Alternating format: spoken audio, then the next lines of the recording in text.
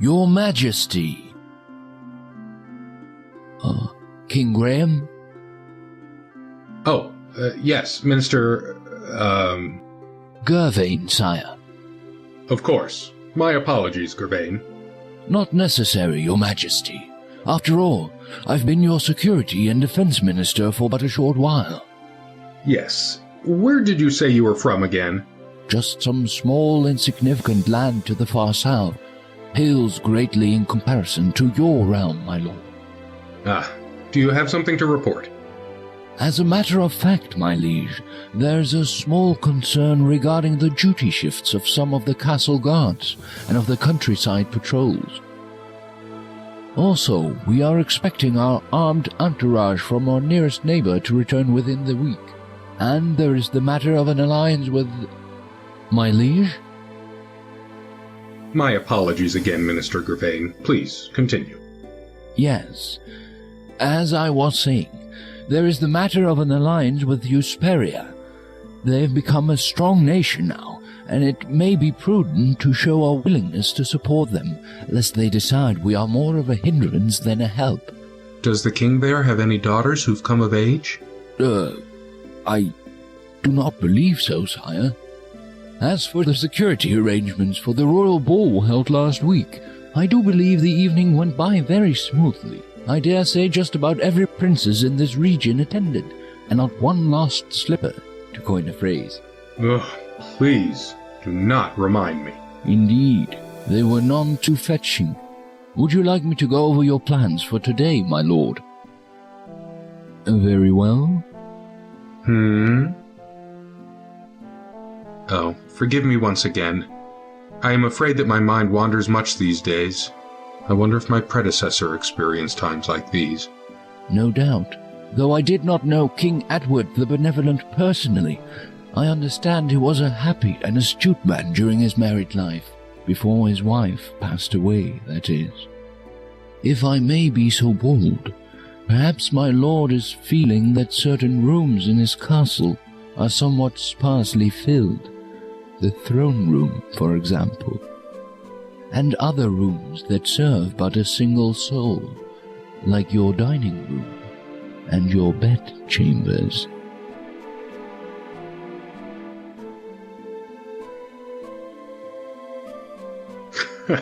Perhaps, but I do fear I've met no such candidates that would fill the rooms you have mentioned. You should not lose heart, Your Majesty. If you pause to reflect for but a moment, you may see clearly what is hidden to others.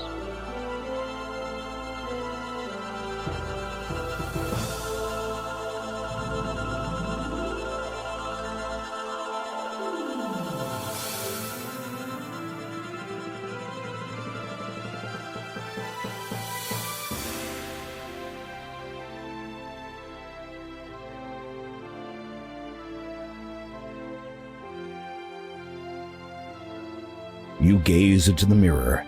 The minister's words seem to echo in your head, if you pause to reflect for but a moment. Not that you've been doing much else lately. For many weeks now, you've been reflecting over the direction your life has taken. While Daventry has prospered under your wise leadership, so far your existence has been a dreadfully lonely one.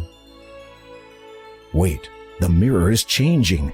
As you watch, you begin to see a series of images, though you struggle to fathom their meaning. You recognize the landscape. It is Kalima, a land not far from Daventry.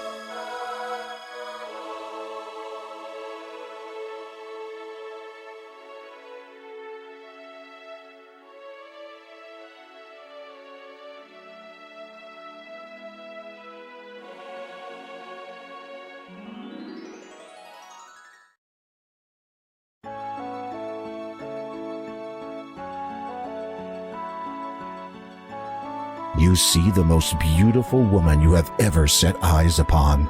Somehow you can feel her sadness and her intense desire to leave that place. She is a prisoner in that tower. Did you find what you were looking for, sire?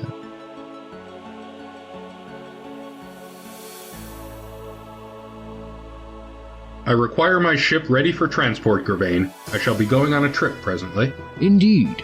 Where shall I tell the captain you'll be heading? To Kolyma. I have to find someone. I see. Well, if you must go, it is my duty to ensure that you leave prepared. Arm yourself, sire. I hear Kolyma is not the safe haven it once was. Of course. I shall take the sword of the first king, as is my right. A wise precaution, sire. And, if I may be so brash to ask, who might you be seeking? If all goes well, my bride.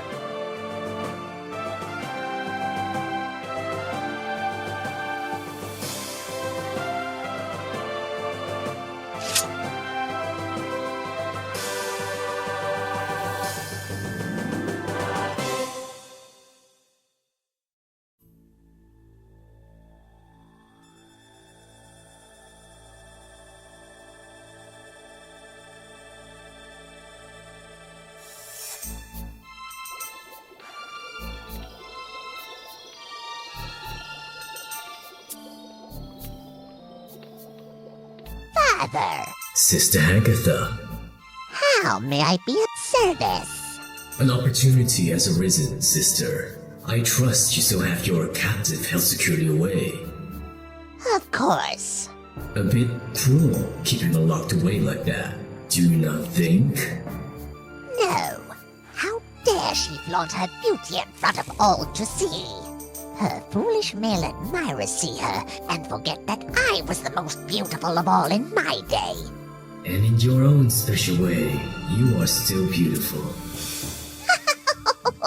You devil! That is not an unfair description. Now, you mentioned a service, I believe.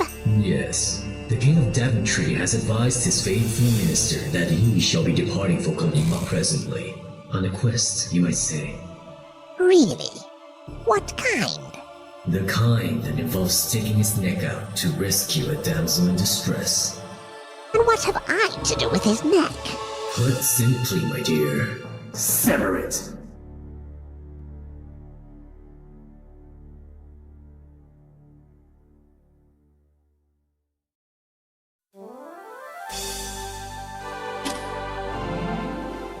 A day's journeying from Daventry has found you by the shores of Kolyma. Your ship, the Grand Thethor, and its crew have deposited you and will return the day after tomorrow. Hopefully this will give you enough time to locate and release the imprisoned woman you saw in the magic mirror.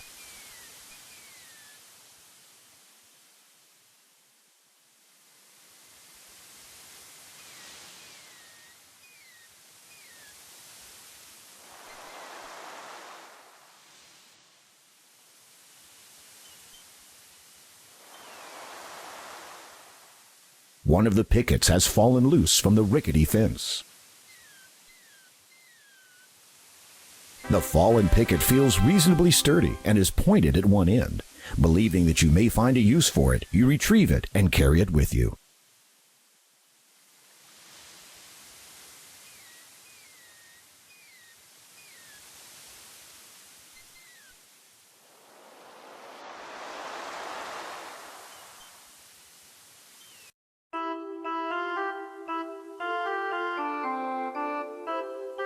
You see a little girl wandering around the meadow. She wears a ruby red cloak and appears to be searching for something.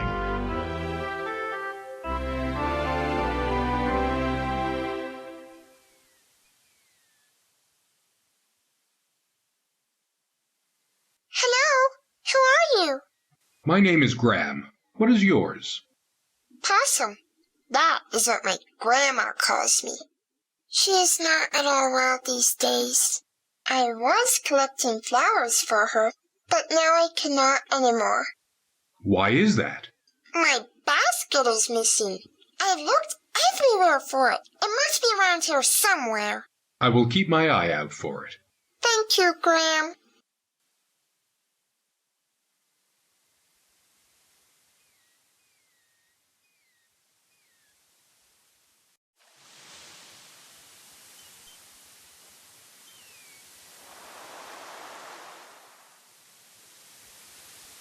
You look under the log and discover a clam lying beneath it. You pick it up.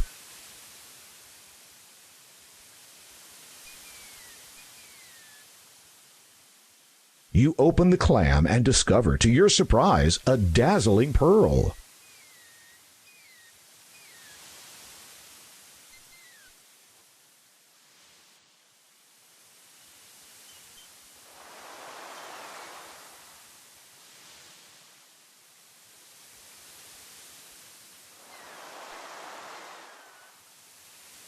You take the basket.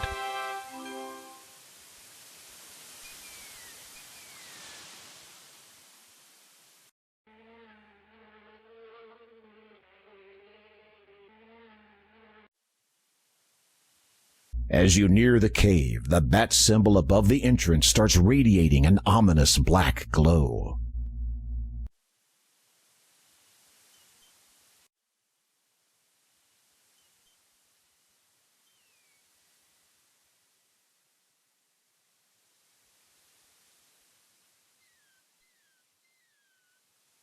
You hand the basket to Possum.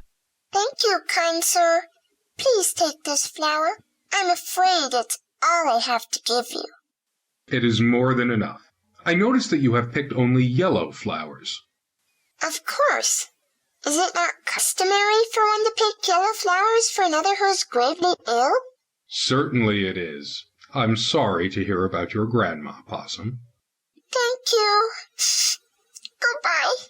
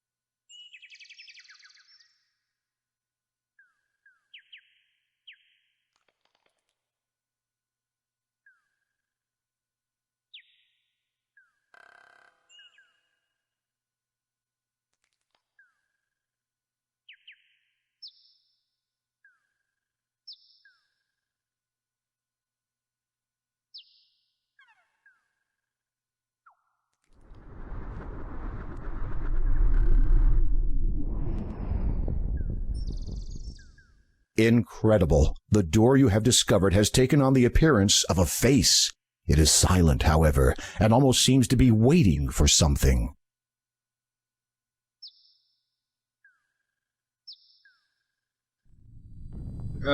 Greetings. I am King Graham of Daventry. Would you, by any chance, know of the way to a strange island on which stands a quartz tower in which a beautiful woman is being held captive? You feel more than a little foolish. Surely a door, even one with a face, would neither hear nor understand you. I am the door of destiny. I am sought out by many, found by few, and opened by none so far. For indeed, only once can I be opened. Such is the magic that I am. Through me will you find the destiny you seek, if you cannot perform a task. anything. You feel intense exuberance that you have come so close to your goal in such a short time. You must bring me the gems of nature. I beg your pardon? The stone door rumbles from deep within. For a time, it says nothing. And then... Gems of 3 I ask of thee to fetch, collect, and bring to me. In water shall you find the first, though not the type to quench your thirst. Spy the second, high in the sky, with wings or no, thou still must fly. Through swampy mire, so it is heard, in lone dark castle lies the third. Should you succeed, my noble king, to your fair maiden I will bring. I warn you though, you should beware, a danger cloaked awaits you there. Without warning, the stony face falls silent. As you watch, it gradually smooths out to become the mountainside face once more.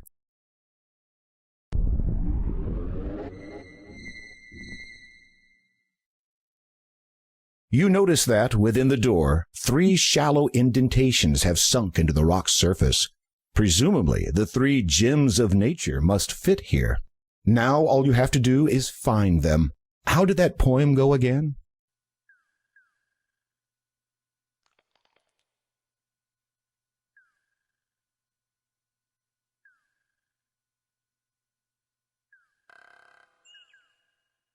A piece of paper has blown here in the wind.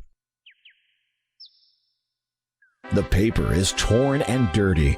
It looks like a flyer of some sort. You smooth out the torn and tattered paper and read, "Curios I have, to the town do come, awaiting I am."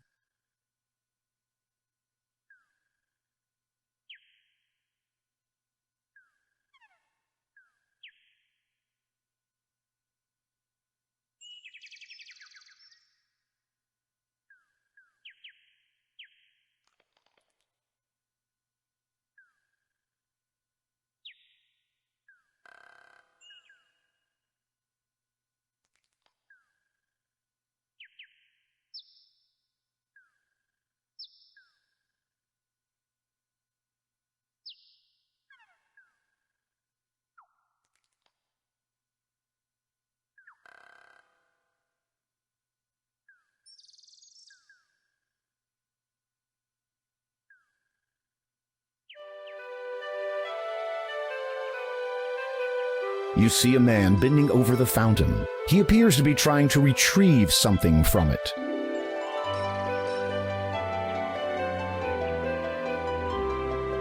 Aha! Got him!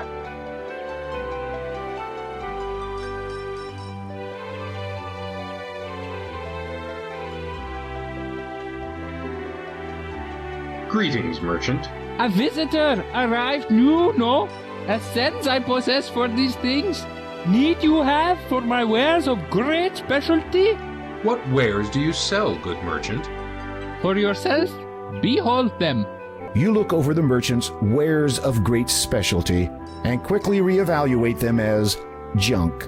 You seem to have quite a selection of, well, quite a selection. A keen eye have you. In an item or two provoke interest I might? A daunting task. Rather, by all means. This I have. You appraise the object he holds up to you. It is a simple shell, intricately fashioned into the shape of a cone. The workmanship is unlike anything you have ever seen. Fascinating. Where did you find such a thing? Oh, old it is. From ancient times descends. Valuable, without question. Royal property, former, to be sure. You consider his story. Then you begin wondering which beach he found it on. If I were to, say, purchase the shell, what would it cost? A trifle would you expend. 7 golds. I fear that I did not bring any money. Curiosity, I find, in one who travels but with nothing to barter brings. Good point. Might you trade the shell comb for something? The merchant ponders over this for a moment. Of value, many things are. Of fancy, only one I have. And that is? Pearls.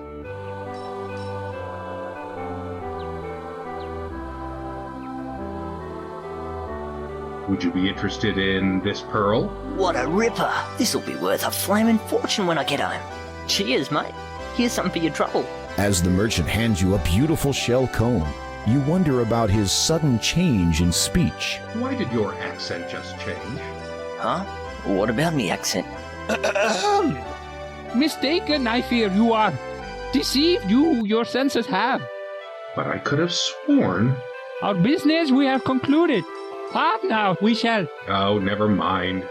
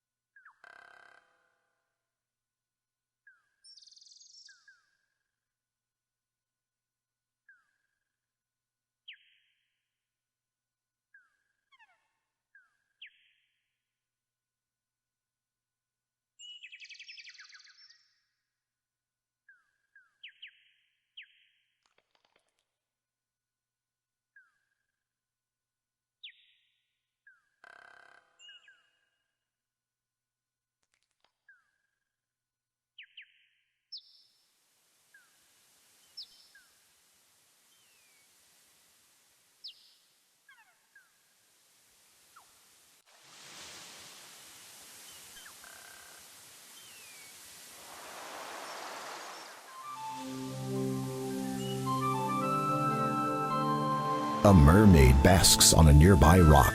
Her long flowing hair extends over most of her upper body. The green scales on her lower body sparkle as she basks in the sun.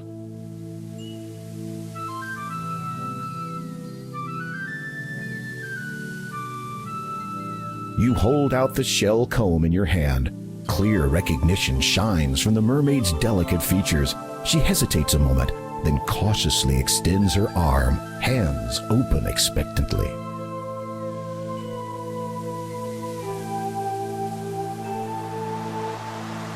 You gently place the shell comb in her palm. The mermaid examines it and smiles. She removes an opal necklace from around her neck and hands it to you. After a moment of admiring her once-lost possession, she looks at you with anticipation. You attempt to charade the act of going underwater to the mermaid. She regards you with a look of puzzlement. Just when the whole demonstration becomes too embarrassing to continue, she suddenly dives into the sea and swims right up to you.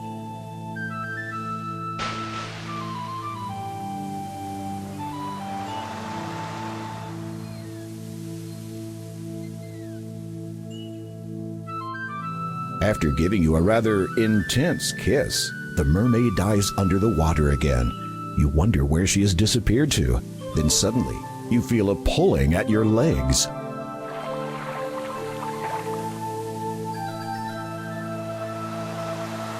The mermaid holds on to you, keeping you from resurfacing. You struggle instinctively while trying to hold your breath, but she will not let go. You know you are going to black out soon.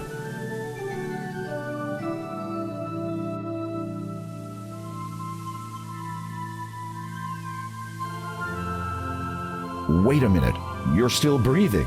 How can this be? Could it have been the mermaid's kiss? Speaking of which, where has she gone to this time?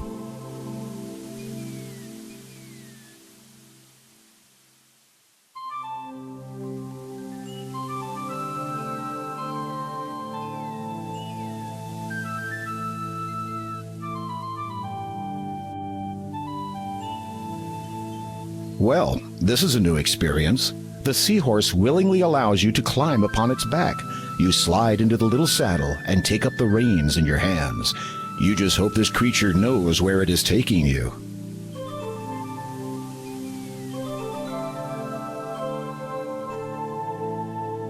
After a time of traveling through ever-deepening water, you arrive at a massive stone archway.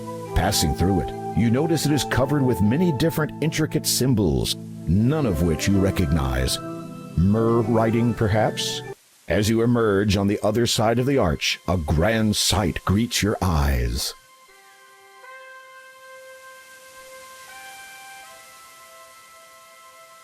You have entered an aquatic throne room. As one would expect, such a place has a throne of sorts, but what you see seated in it takes your breath away, if that still applies. It is unmistakably the ruler of the Mer people, the king of this watery world, known by many names. Neptune is the one by which he is best known to your kind.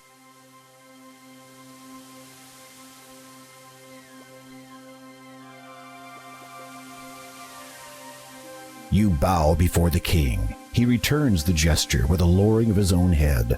You open your mouth to speak, but only a bubble emerges. It begins floating up to the surface.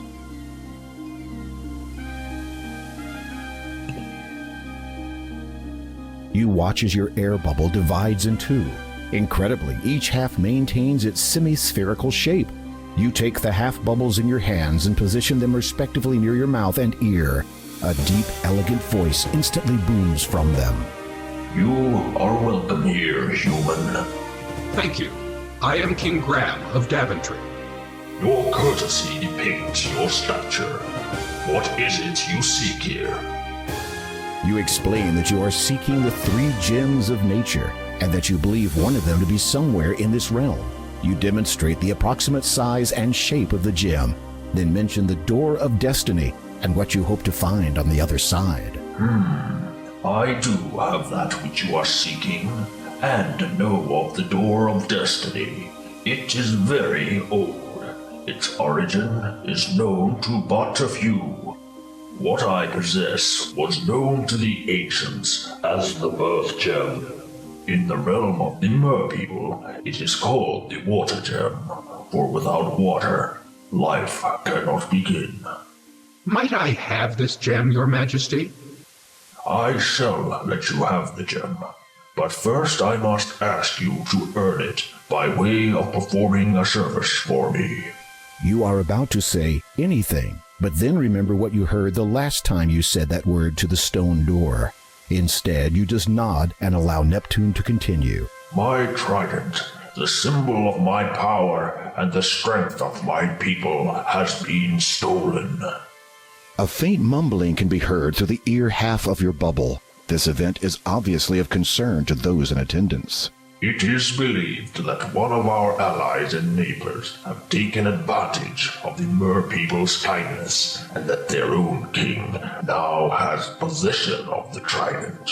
If you can reclaim it in the name of the Mer people, I will grant you ownership of the Water Gem. Will you do this, King Graham? The murmuring has stopped. All are awaiting your response. I would be honored to reclaim your trident, Your Majesty. My sentries will escort you to the border between our 2 kingdoms.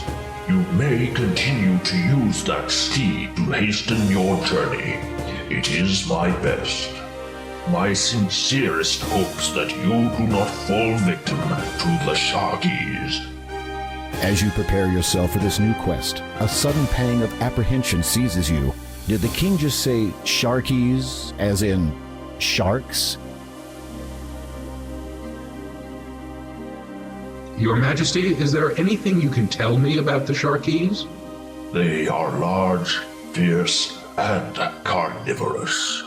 Anything else? They are always hungry. Anything that might be of benefit? Like something to help you live longer? I do recall that they have poorer vision than we Mer people do, as they dwell in the darker waters. So I might have a chance were I to encounter one. You can always hope. That was not inspiring. Why was your trident stolen? That is a matter of great concern to me. Should the Sharky King determine the trident's nature, he would assuredly bring about the deaths of countless merpeople. I shall return as soon as I am able, Your Majesty. Good luck.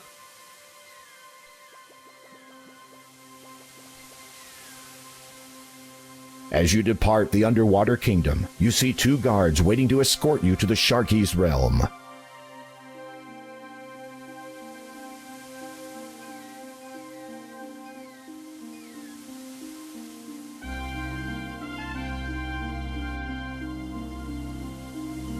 The sentries swiftly guide you along the bottom of the seabed, descending into much darker, colder water. After keeping pace with them for what seems like an eternity, you notice a forebodingly dark area looming closer and closer. You have arrived at the border of the Sharky's kingdom. This is as far as the sentries will take you. One of the guards salutes you, then they both head back to the safety of their own waters. You're on your own from here, Graham. Those guards were sure in a big hurry to get out of here.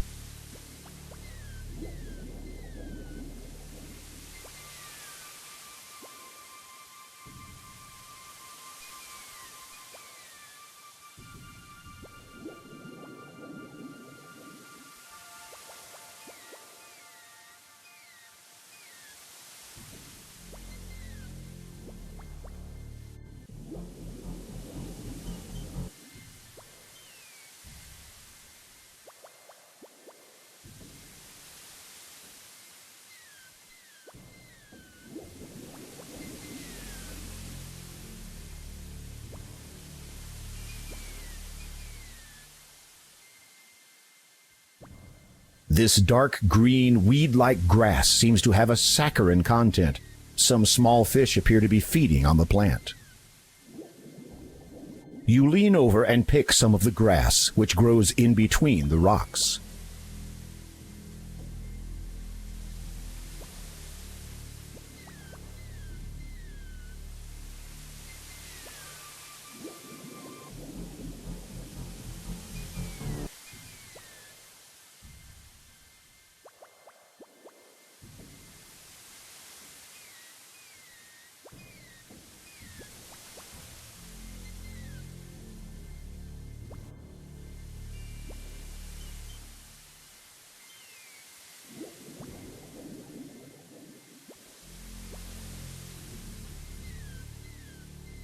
Debris from a wrecked vessel lies strewn and half-buried on the seabed. Seeing no remains of the crew, you wonder if they were eaten before or after they drowned. You need to get closer.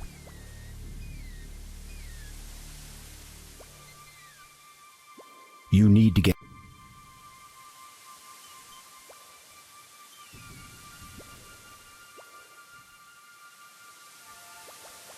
Examining the heavily waterlogged remnants of the vessel, you notice an old antique bottle, half buried in the sand. With great difficulty, you lean over in your saddle and manage to scoop it up.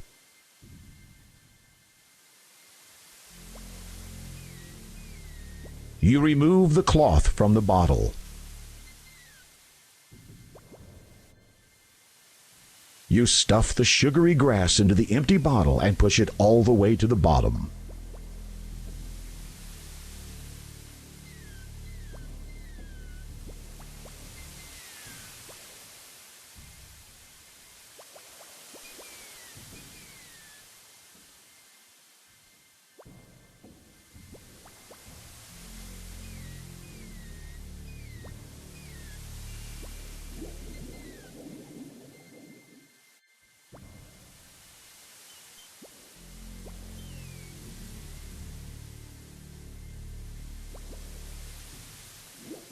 You can't use... You place the baited bottle on the seabed, close to the luminescent fish.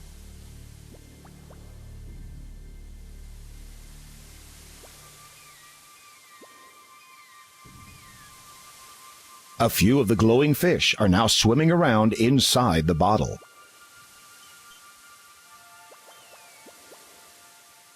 You take the bottle.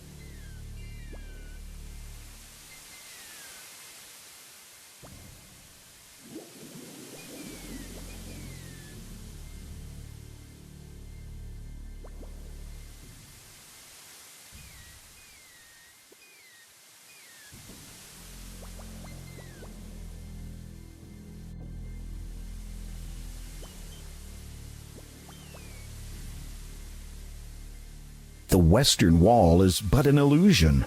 You easily pass through it into a series of caves and tunnels on the other side.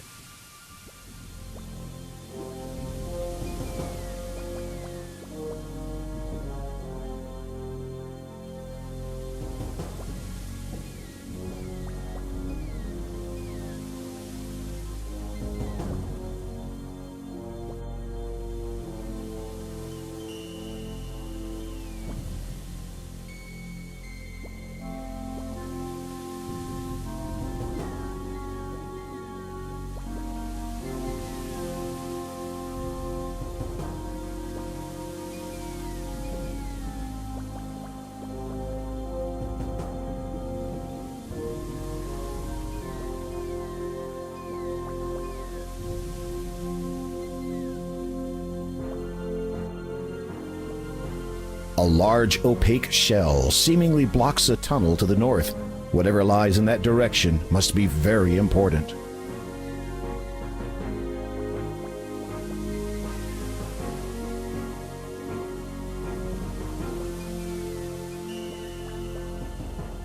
You slide your blade through a small gap in the door and pull with all your might.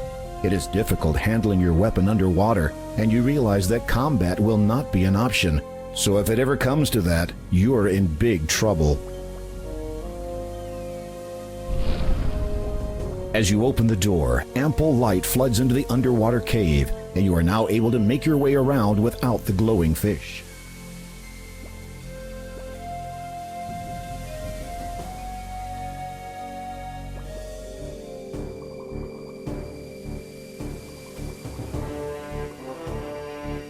Oh no, the seahorse has followed you. Let's hope it doesn't give your presence away. You are safely concealed behind the remnants of a stone archway. This is fortunate, as the king of the Sharkies is also here. Aside from his menacing appearance, he also seems to be in a very bad mood. I do not understand it. It should work for me. Is it not written the trident's power can only be wielded by those of goodwill? Well, is it not? The king's aides nod fervently. And do I not possess the greatest will in this kingdom? No one can best me in battle. My resolve is unshakable. No amount of pleading can dissuade me from slaughtering my enemies. Does this not signify that my will is the best there is? The Sharky king's aides seem all too willing to agree. Then why does it not work? You watch carefully as the Sharky king taps 4 shells in order around the arch.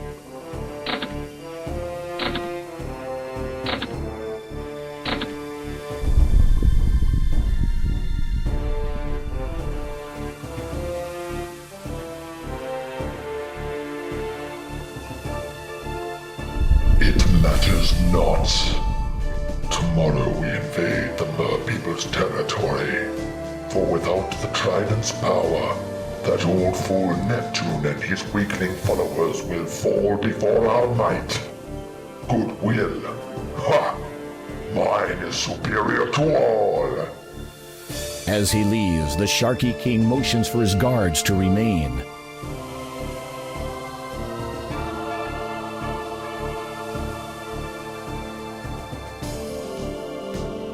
Having an idea, you approach your somewhat reluctant steed and slap him hard on the back.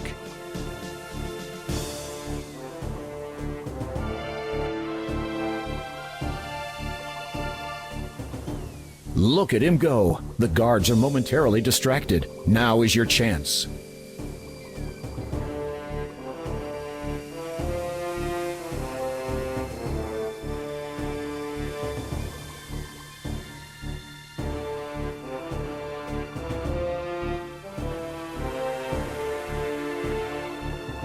You push on the shell. It moves back slightly into the wall.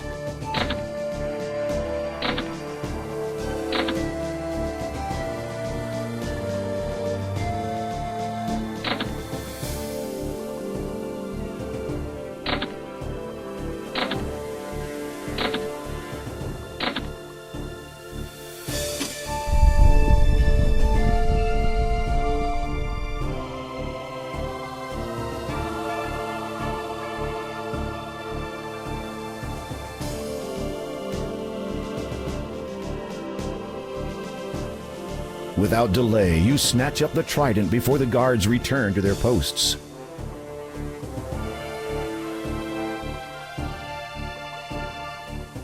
It appears as if the guards are losing interest in the seahorse. You had better get out of here quickly.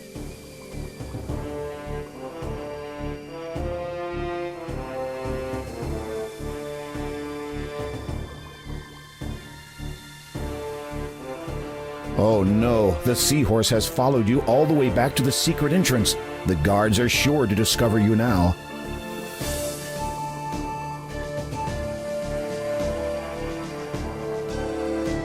You remount the seahorse.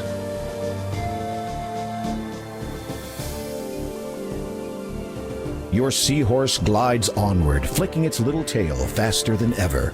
You grip the reins tightly, glancing nervously over your shoulder every so often to check for pursuing sentries. As you make distance, your anxiety melts into relief. But it is to be short-lived.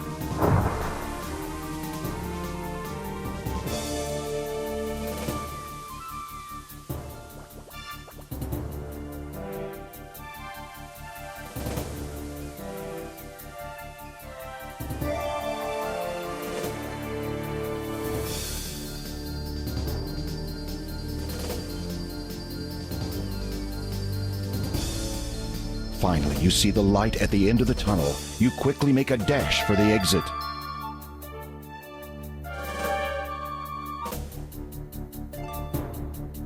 As you emerge, you realize you have only seconds before the guards come out after you. And even if you could outrun them, you're sure the commotion would attract the sentry's attention. Then you'd be in real trouble. Suddenly, you hear a strange voice in your head. He of noble and goodwill, royal trident thou may wield.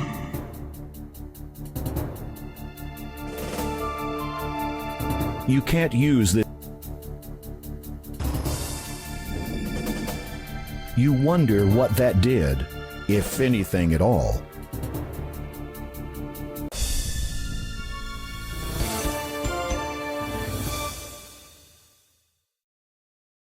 Oh.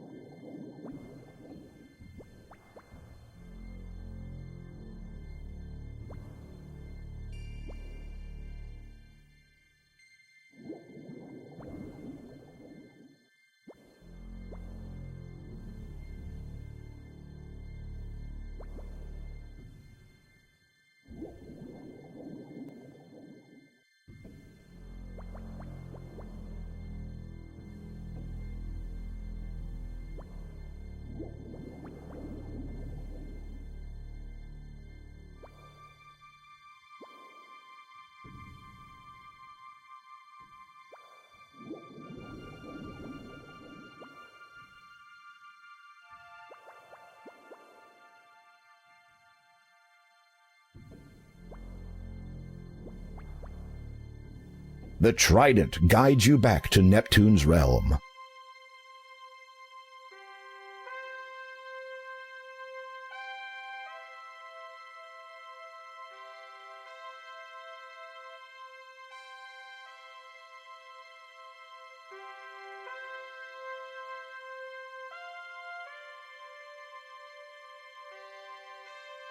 You approach the king. He smiles and graciously accepts his trident from you. Then he calls everyone to attention. To commemorate the return of my trident, and to honor King Graham's success, I hereby call for a celebration. The celebration lasts for some time. You eat, drink, and have a merry time with many of the mer people. After a few hours, the festivities wind down, and you finally have a chance to speak with Neptune alone.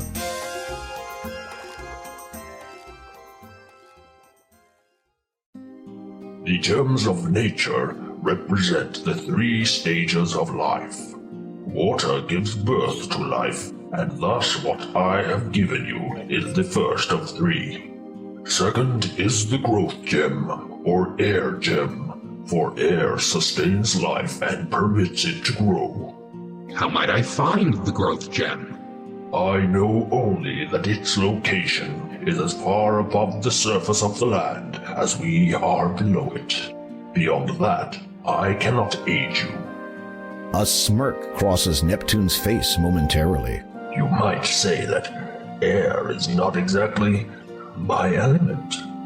You decide that the beverages consumed were to blame for that one. And the third gem, Your Majesty?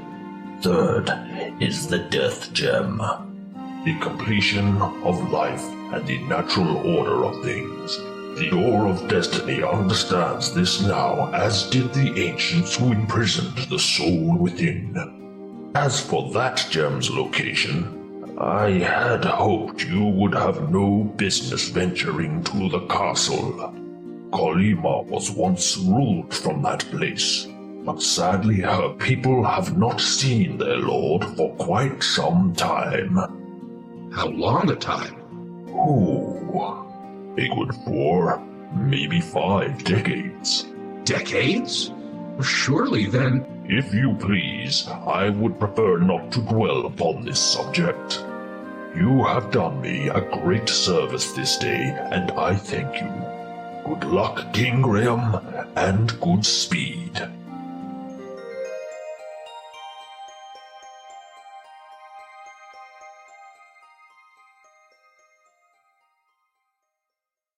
You depart the underwater kingdom and head back towards the surface. What an incredible experience. You are certain you'll never forget the adventure you just had. Additionally, you have acquired one of the gems.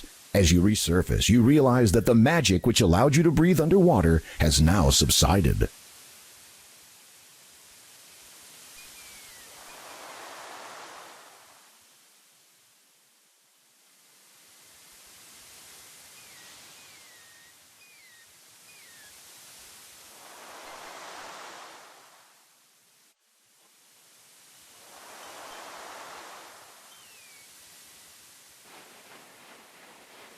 You need to swim closer to the net.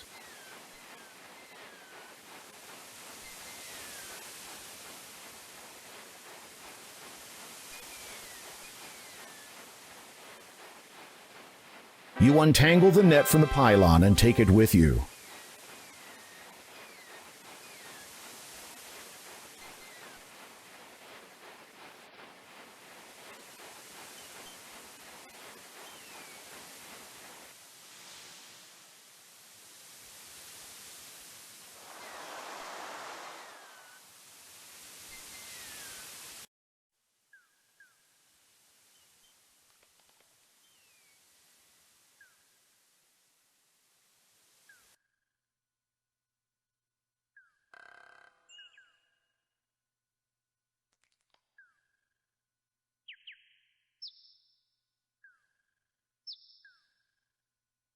You peer into the depths of the dark hole. As luck would have it, you discover a beautiful set of earrings hidden inside. Each one is laced with glittering diamonds and contains a lovely blue sapphire stone in the center. Perhaps someone stashed them here. At any rate, you take them into your possession.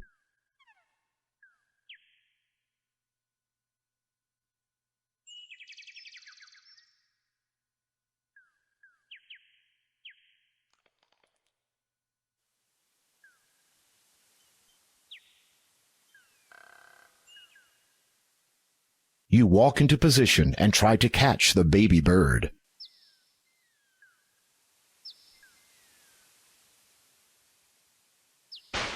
You throw the net over the pond, and the baby bird is caught unharmed.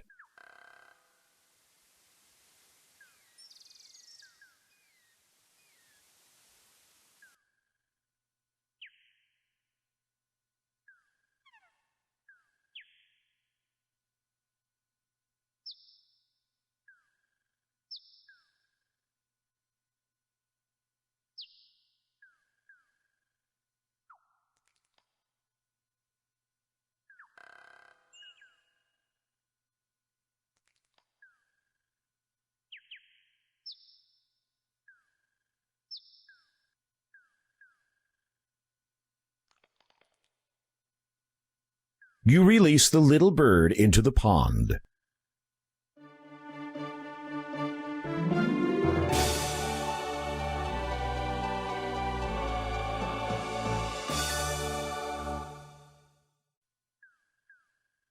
You like the plants.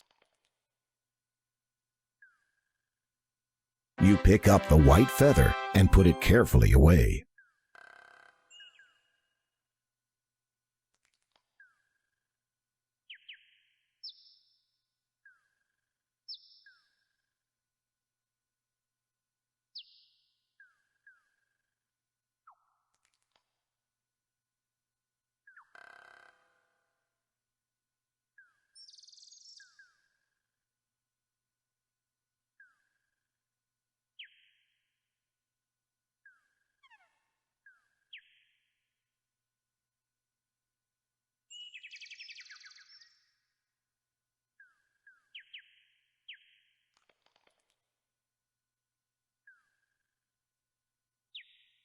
When you peer into the hole of the pine tree, you see a mallet lying there.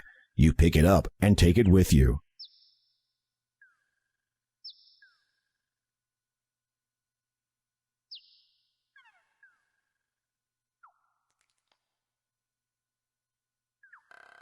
There's no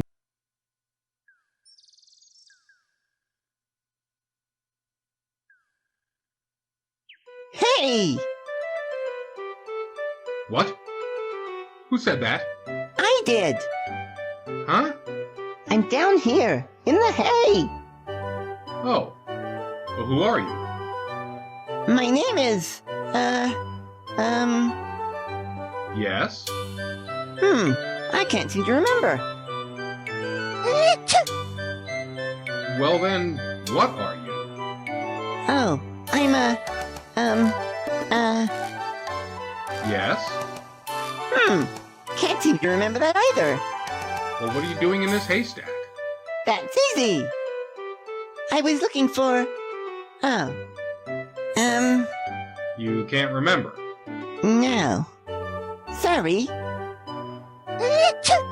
How long have you been in there? Let's see. It couldn't be longer than... Yes? 3, maybe 4 weeks? Weeks? Yep. Pardon me for saying, but you sound as if you have a bit of a cold. Yes. It's all this hay. It's giving me hay fever.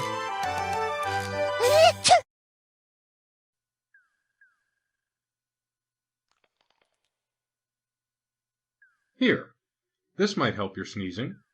Oh, thanks.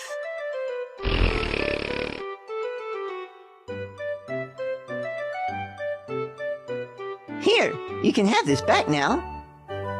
You retrieve the partially used cloth from the haystack. Feel better? Yeah, it's so good to be able to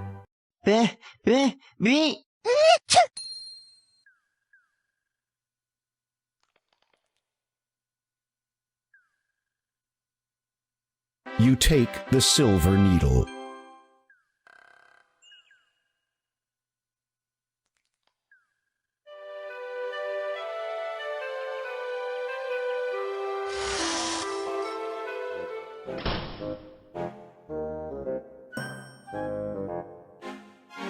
Good afternoon. What can I do for you, dear? Hello. Do you sell anything that would aid in ascent up a mountain? Unfortunately, I do not sell climbing equipment, or anything of that sort. This is really a specialist store. Oh. However, I do have an item which you might find useful. This lamp is said to contain a genie. Never tried it myself, of course. I do not believe in using magic to solve my problems. Nature has made us as we are, and we should be glad of that. Uh-huh. How much for the lamp? The old lady hesitates. You sense she wants more from you than your money. You hope it is not anything that you will regret. Well, seeing as how you are a man who seems adept at taking care of himself, perhaps you could do a small favor for me? Somehow, you knew she was going to say that. I once owned a beautiful nightingale, quite rare around here, but the sentimental value far outweighs its monetary worth. That foul old witch Hagatha has stolen it from me, probably to use in some concoction or another. Her nose screws up in disgust. So, if you could be a sweetie and retrieve it for me, I will trade you. The lamp for the bird. Agreed? Well, I will see what I can do. Do be careful. If Hagatha should spot you out of her good eye, then you'll be in for it.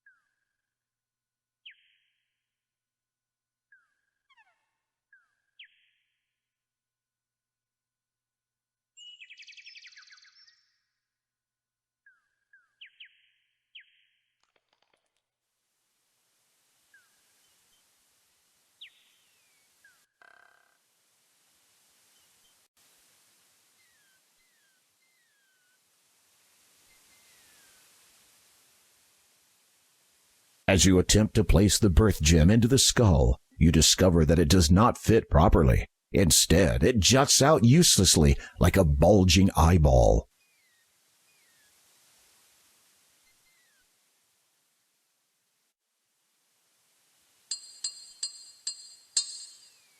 You gently tap the birth gem with the mallet, hoping not to break it. It budges only slightly. You give it a harder hit. It moves a bit more. You hold your breath and give the gem an almighty thwack. It pops into the skull.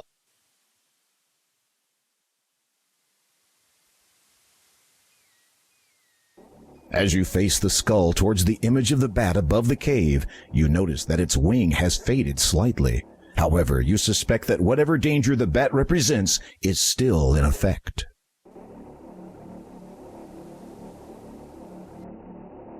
You turn the rightmost skull so that it faces the bat symbol above the cave entrance. The power of the two skulls combined has caused the bat symbol to disappear. You sense whatever danger it represented has now subsided.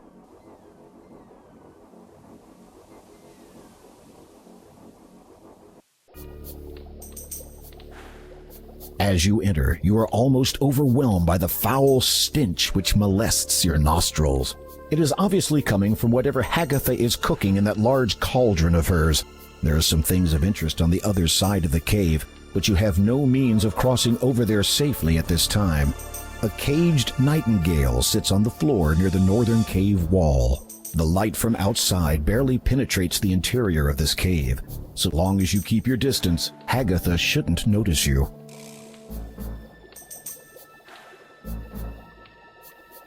Being as quiet as a mouse, you slide your hand inside the cloak to discover a deep pocket. Amongst sticky and disgusting spell ingredients, you find a tiny silver key and a peculiar golden ring-shaped device.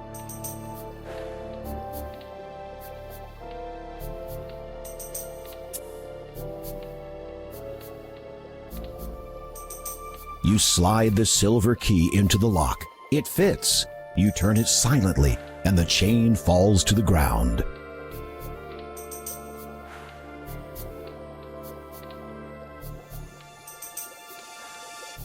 You silently drop the cloth over the cage.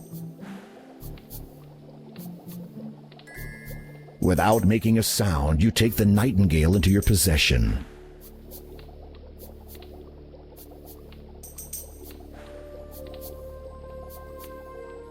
You hear Agatha begin a chant of some kind while stirring her brew.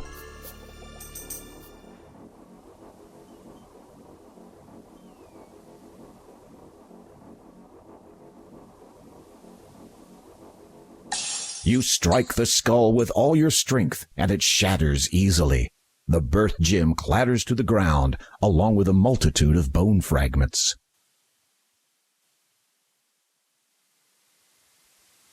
You reacquire the birth gem.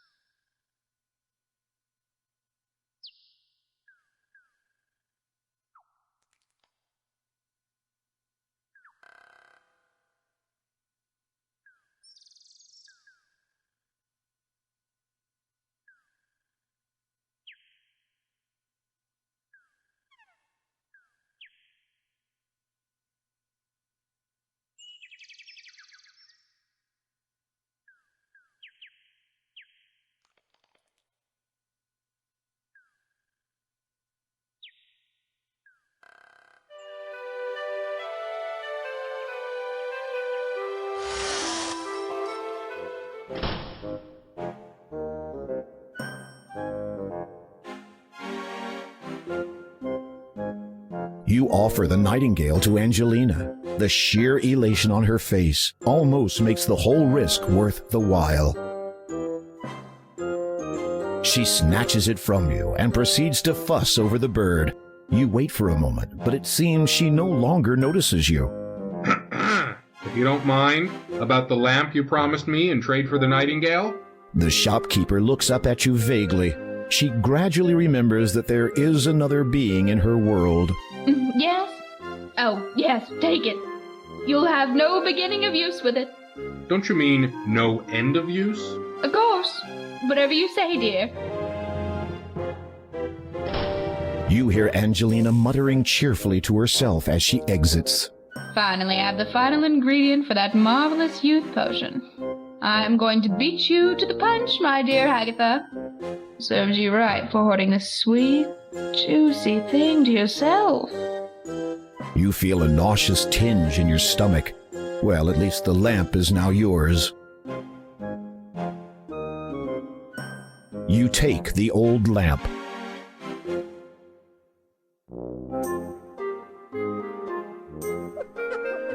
You rub the lamp and wait expectantly, but nothing happens. You're about to give it another try when a small puff of smoke appears at the end of the spout. It clears, revealing a note. As you remove it, the lamp disappears.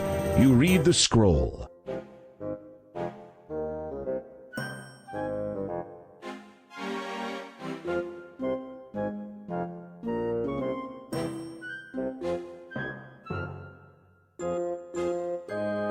Upon closer examination, you discover that the statue hides a small latch. You flip the latch and watch in amazement as a trap door opens up from the floor.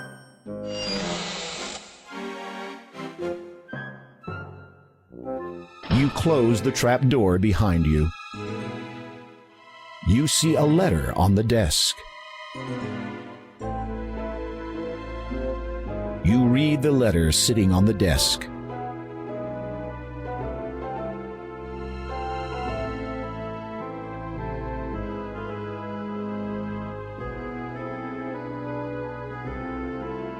As you pick up the carpet, you notice a small label which reads, "Property of Al Den." There might be a faded letter or two in there, but you cannot be sure.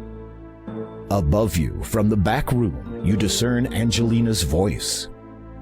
I did it! I did it! The youth potion is finally finished. All I need to do now is drink it. Angelina, show yourself, you scurvy wench. Agatha? My dear! What an unexpected surprise! Don't you play the fool with me. I know you stole it. Stole? Really, I do not know. Silence. For your lies and deceit, there can be only one consequence. No, please. I can explain. I said silence. Oh, and one more thing.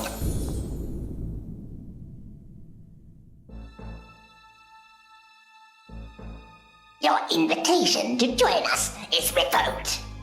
What is this? Ah, the youth potion at last. Oh no! Drat! Now what was that spell for removing floorboards? Curses! I shall have to go back and look it up.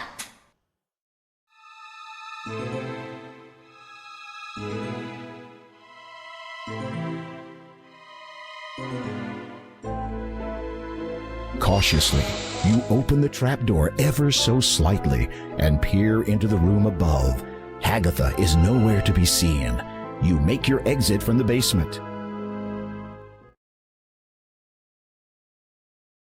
You flick the latch. The trapdoor closes and conceals itself into the floorboards once more.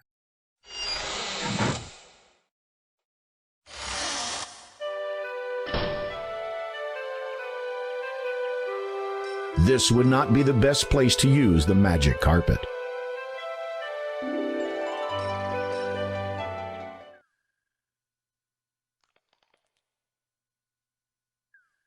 You unroll the magic carpet, lay it on the ground, and sit on it. The carpet begins to rise skyward. As you ascend higher, you realize that the carpet is beyond your control. It glides through the air on a seemingly predetermined course.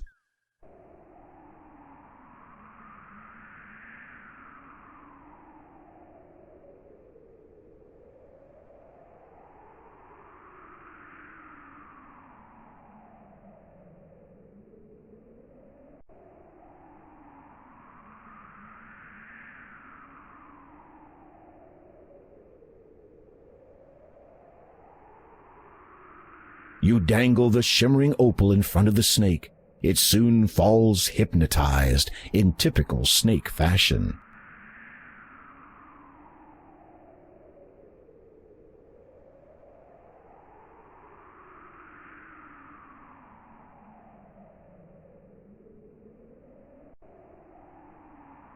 This is the sword of the first king of Daventry. It dates back almost 1,000 years and has been passed down from king to king since that time. Try not to damage it. A magnificent clear crystal is embedded within its hilt.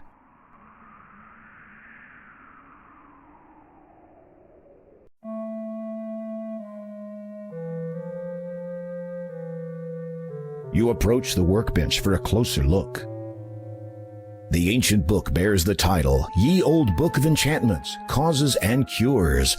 It looks very old and has been propped up on a pedestal.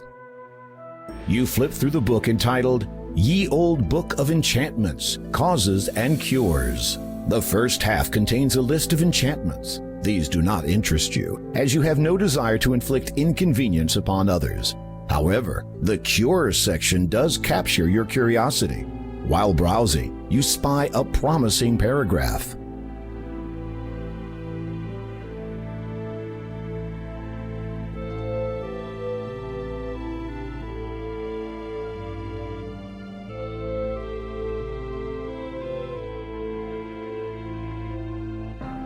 You toss the earrings into the beaker.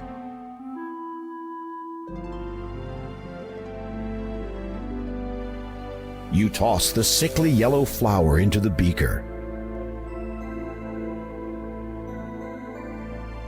You strike the head of the mallet against the flintstone. It sparks, and the wick catches alight. You watch, fascinated, as the two unlikely objects melt under the heat of the magical flame.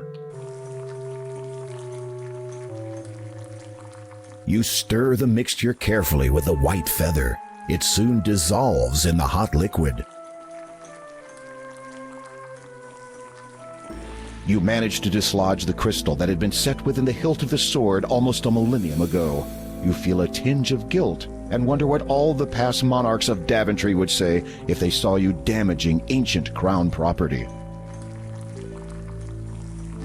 You drop the crystal in and watch, amazed, as the green liquid slowly seeps into it. Heed now these words. Crystal, perfect. Green is thy hue.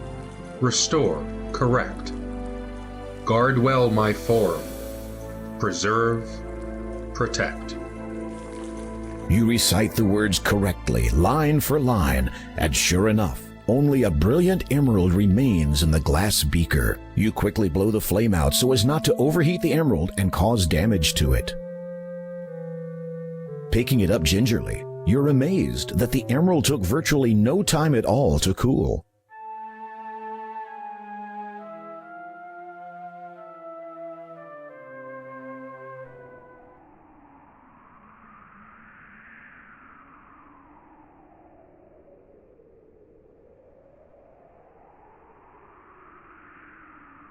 As you direct the sun's light through the emerald at the snake, you behold a wondrous transformation.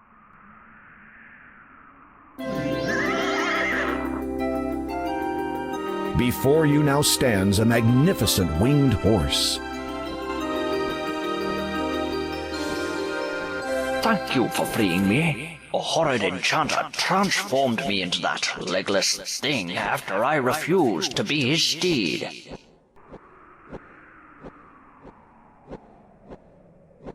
That was quite a gamble, to refuse an enchanter. True, but I could not have accepted, even if I had wanted to. For I am a disciple of the cloud, and can serve no land dweller. Disciple of the cloud? What does that mean? First, tell me of what you seek up here. You take a deep breath, then explain about the Door of Destiny, the gems of nature, and your present quest to locate the growth gem. So, you seek the air gem? Yes, that is right. You know of it? Most certainly. But you will not be able to reach it by any means available to you or any of your kind. I would gladly take you to it, but alas, the enchanter took and hid from me my bridle. Without it, we could search for 1,000 years and still never find the cloud spirit. Where did he hide your bridle? I do not know. Perhaps a clue may be found in that blackguard's abode behind me.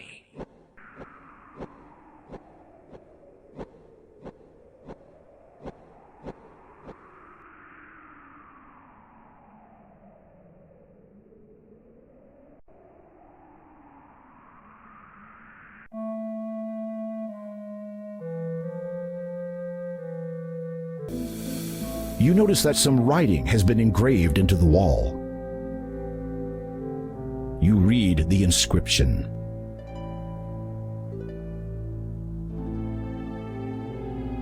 The engraving on the wall reads, "In row of stones that number 6, half and a pair from left do pick. Quell then my spell, avoid the tricks."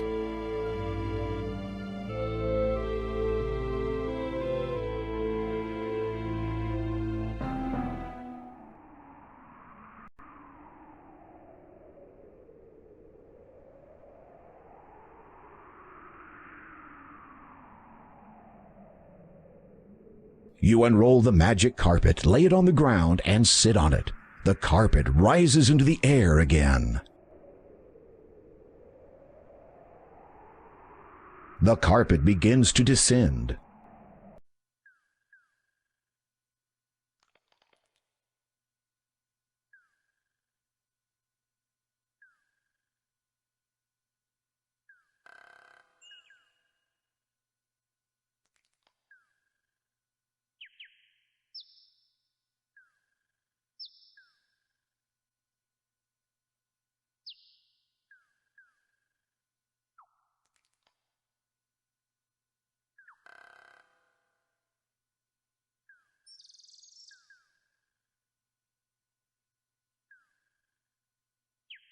You bend over and hold the emerald above the stone so that the sun's light channels through it.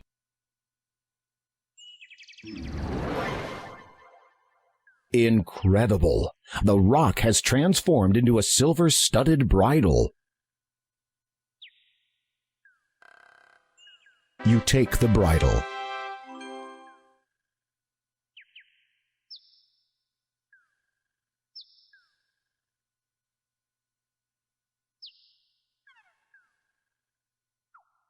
You unroll the magic carpet, lay it on the ground, and sit on it. The carpet begins to rise skyward.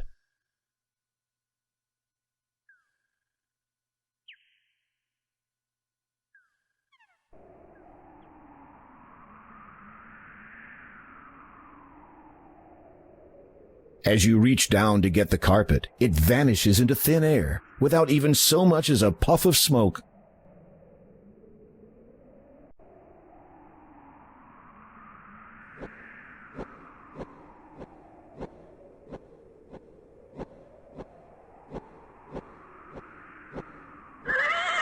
You slip the bridle over the horse's head. It whinnies its approval. Come, climb upon my back.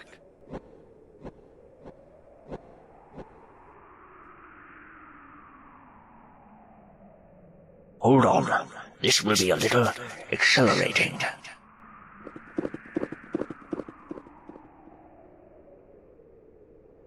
The disciple of the cloud gracefully soars high into the sky. You grip the reins tightly and hold on for dear life as he swoops and dips between the clouds. After a time, he draws near to a thick patch of luminous mist. As you pass through it, the horse sets itself down, seemingly on top of a cloud.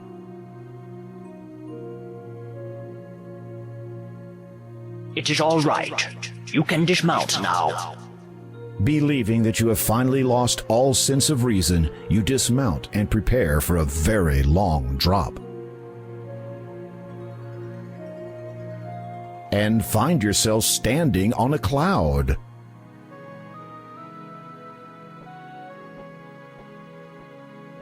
What is this spirit you speak of? The essence of what you seek. It passes through us as we grow, all through our lives, though few are ever aware of it. You will know soon enough. Why do you choose to serve this cloud spirit? It is my destiny, and I must fulfill it, just as you must fulfill yours. I was not aware that I had one. All of us have a destiny. Some are predestined, others are determined by choice. I believe yours to be of the latter. How is it possible that I can stand upon thin air? Such are not the questions you should be asking. You have come for the air gem, or the growth gem as it was once named by the ancients. It has not been termed thus without reason, for one who would have the gem as his own must prove himself grown and thus worthy of it. Meaning, no disrespect. Cloud Spirit. Thank you. You must agree, Cloud Spirit, that I am a man fully grown, thus fulfilling your prerequisite. A howling wind deafens you momentarily, though you feel nothing on your skin. The Cloud Spirit speaks again, a little more forcefully. It is not enough that you have grown in body. That much is evident. It must be proven that you have also grown in both mind and soul. So on these shall you be tested. Tested? Those who bear the burden of king are expected to possess certain qualities. Your actions will be judged against the weight of these. It shall be seen whether you are deserving of your title. It shall be seen whether you are worthy of the growth gem. After a moment of silence, the cloud spirit intones, Behold your first test.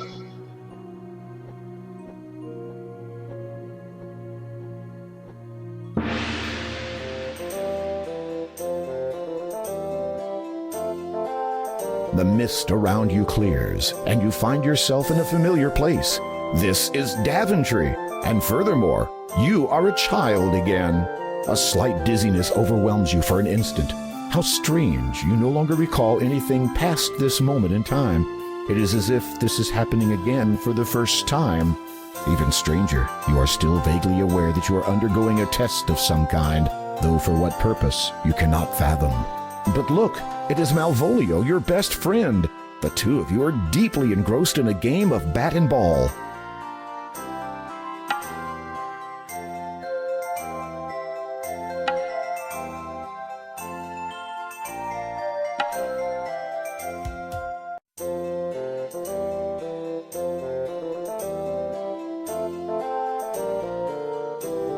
Ouch! Uh-oh! That sounds like the king now! What do we do?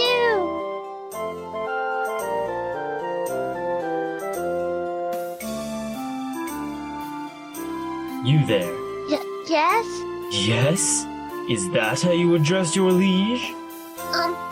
No, your majesty, King Edward, sir. I mean, sire. Which of you two boys threw that ball? The one that just happened to land on my head?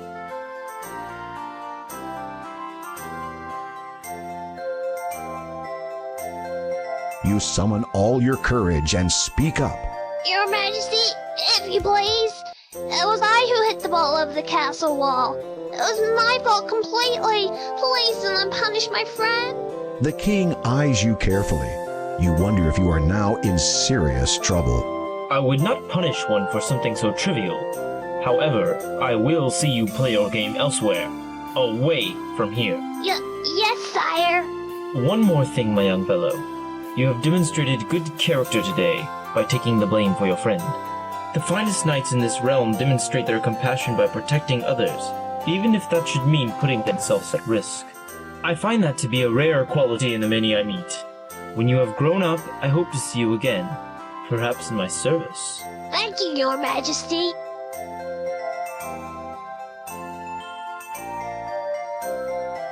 Behold your second test.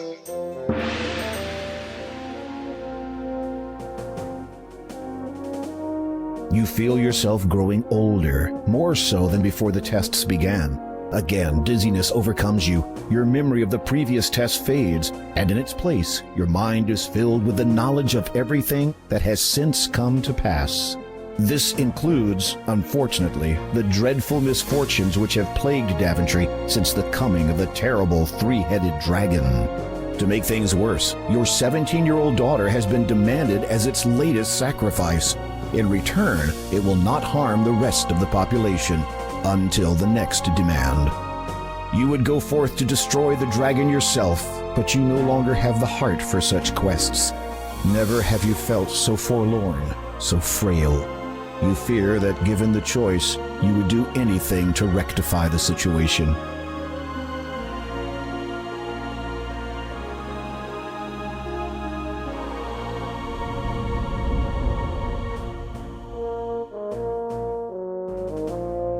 A charming view. No wonder you come here so often. You. I will see you hanged for this intrusion. Guards! Guards! Calling them will do you no good.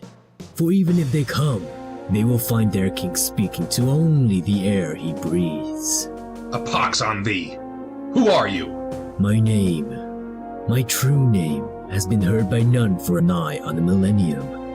It is enough that you know me as the father. Then say what you have come to say and be gone. You never were one for small talk.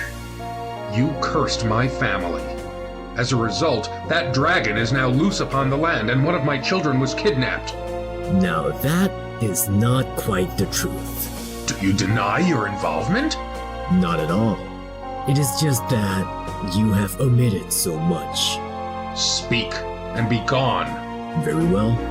I want your crown. You cannot believe what you have just heard. This vile creature has caused untold misery throughout your land for nearly 18 years and has now infiltrated your castle just to ask that you hand over your authority to him?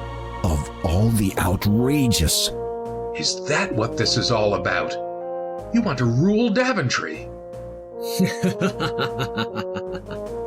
What would I want with a puny little kingdom when in a few short years I will have more power than Legitimor himself?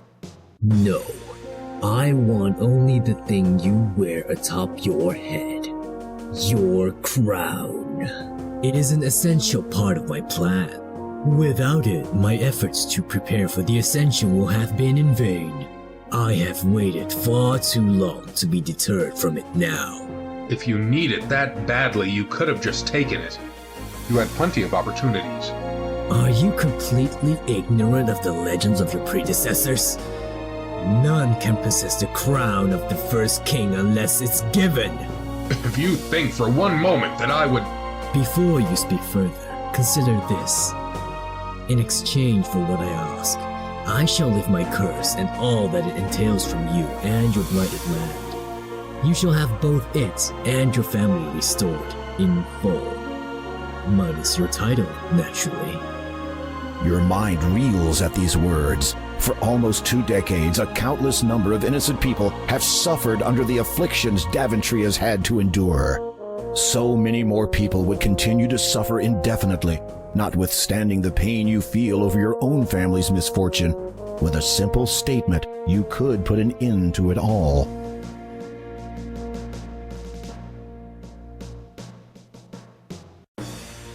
To give you my crown would signify a change of leadership, so says the law of this land. It also says that the crown is to be worn only by those with the highest regard and intent for Daventry. So, to give it to such a vile being as you would betray the honor and memory of all the past kings who have worn it. No, I will not do it. Not even for the sake of your family? There are some principles for which even one's family must be sacrificed. The man appraises you as a scientist would a unique specimen. What an intriguing set of morals you have, King Graham. I almost look forward to the time when you will put aside your obligations here and seek me out. I have foreseen that we shall meet again.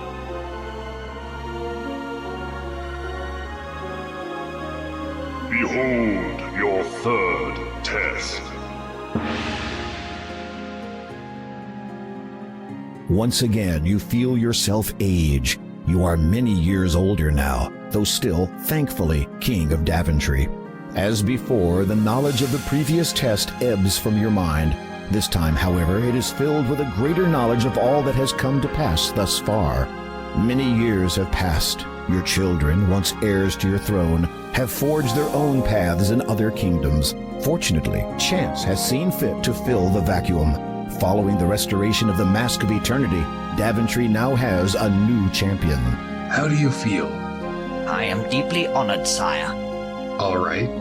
Now, how do you really feel? Scared out of my wits, sire. You smile and feel the lines in your face stretch. You hope you'll get used to it when the true time comes. You know what they've been saying. About my decision, that is. The people question my ability to perform the duties when I have another higher obligation. I believe that I can attend to both with the utmost equity. You do not deny that this obligation may arise at any moment, perhaps taking you away from this country at a time of great need? Of course not, sire, but I shall deal with that troll, as they say, when I cross that bridge. And there is the matter of you not being of royal birth. That does not sit comfortably with some of the nobles. The qualities of truth, light, and order can shine from even the most impoverished of souls. Nobility is defined through one's actions, not one's lineage, Your Majesty. You cannot help but smirk. For a man who had once lived as a peasant, he speaks extremely well.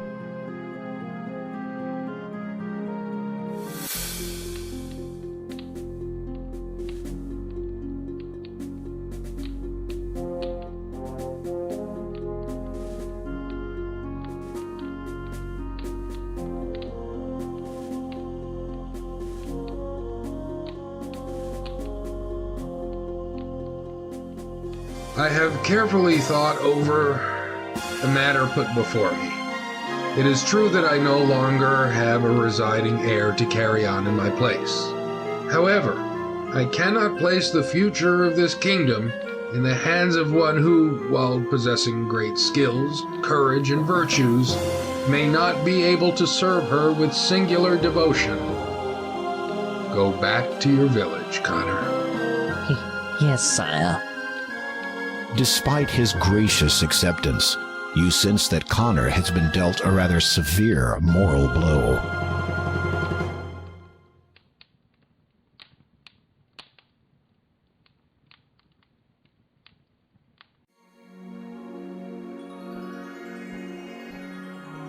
In an instant, you find yourself standing before the cloud spirit once more.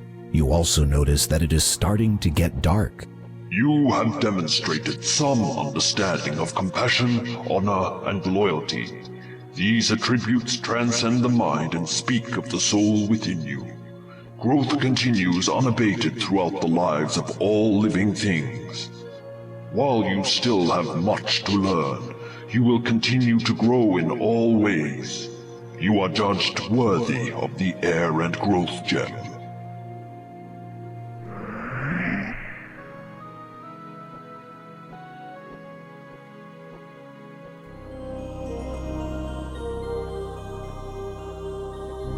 You take the Growth Gem. As you feel the knowledge of the last test fade from your mind, the cloud beneath your feet begins to evaporate. You'd better get out of here quickly, Graham.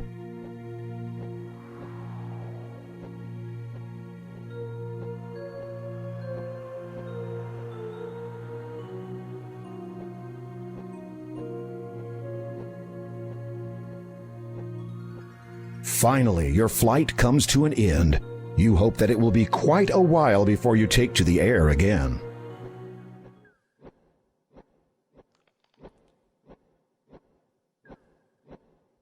Where would you like me to land?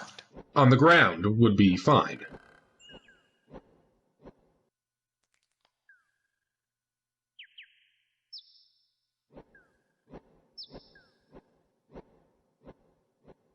Take this sugar cube. It will protect against the poisonous growth of this land. Fare thee well.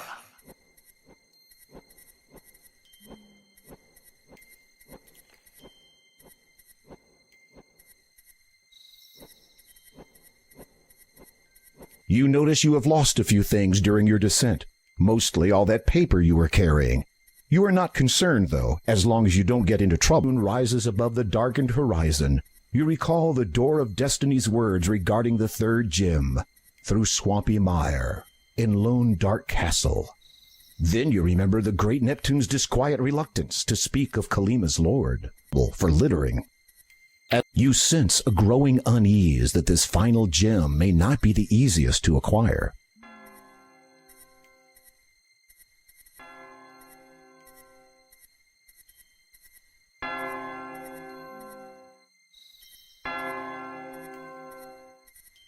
Finding the door unlocked and unbarred, you enter the church.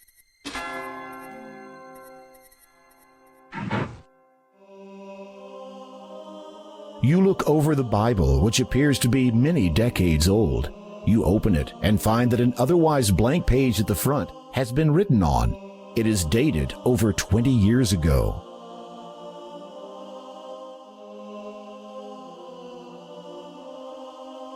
You return the Bible to where you found it.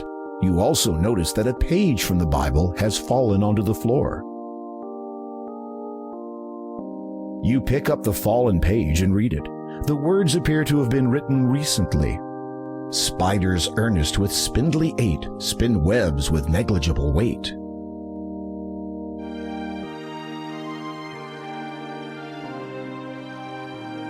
Feeling humbled, you kneel down to pray. You rise again after a few moments.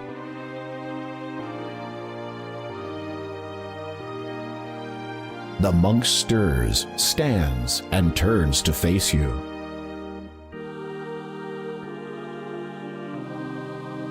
Father, I go now to a place of darkness.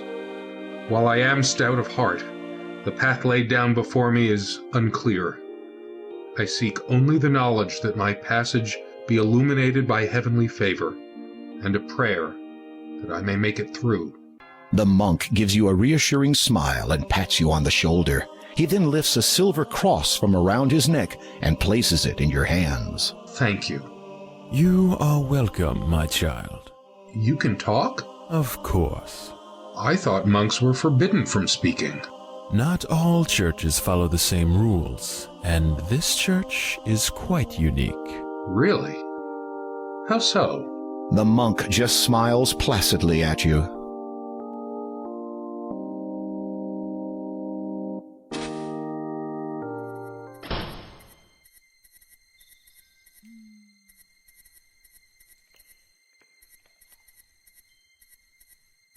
Without warning, a pair of wolves dart out of the dark forest and dash towards you.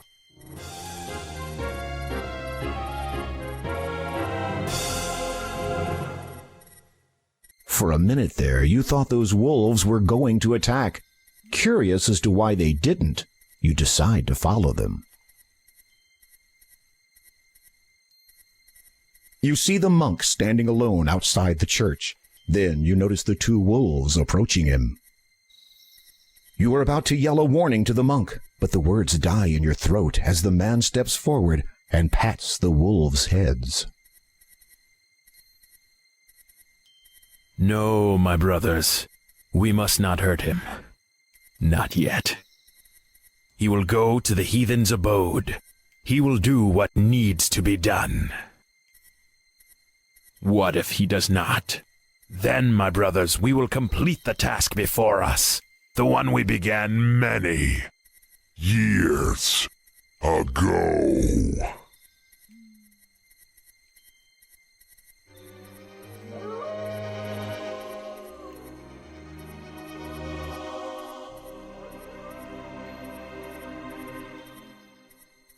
You quickly move away from the church, your heart racing faster with every step. You have a good idea now what will happen once the moon comes out in full, and you do not want to be anywhere near here when it does. One thing's for sure, you're not getting married in that church.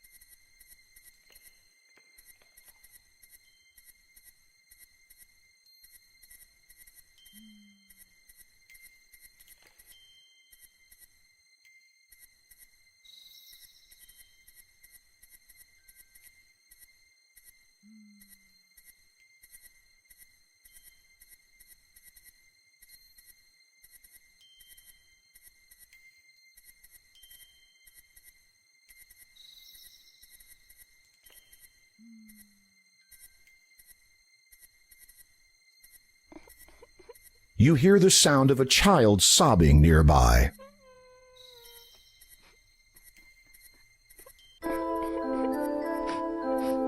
As you approach, you recognize the child. It is Possum, the little girl you helped earlier today.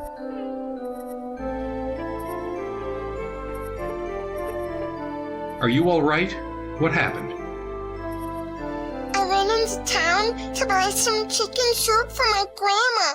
I always try to reach home before dark, but this eve I lost my way and was attacked. Attacked? A wolf attacked you? No, not by a wolf, a dwarf. For a moment, you're not sure that you heard correctly. A dwarf, did you say? Uh-huh. He jumped out at me, took my Listen, I'm going to try to find this dwarf that you say stole your food. You get back to your grandma, understand? Possum nods, says a soft thank you, and heads back home.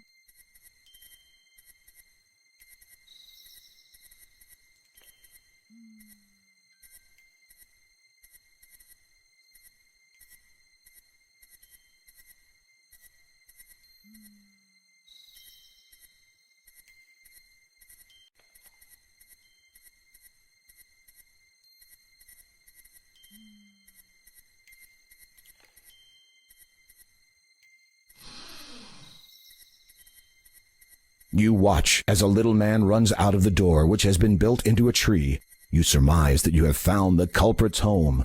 The vague aroma of chicken soup confirms it. That fiend!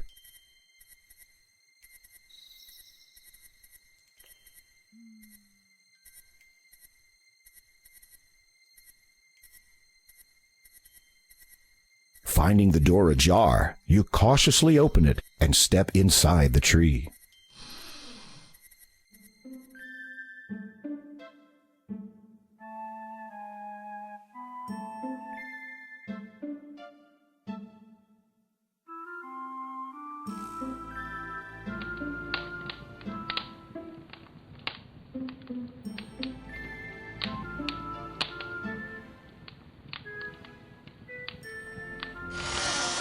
Upon opening the trunk, you find a number of items that the dwarf has obviously stolen and stashed away. Among them are some gold coins.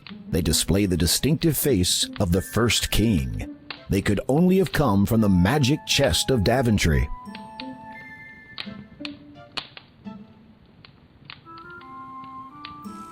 You grab the handle of the bubbling pot of chicken soup. You take it with you.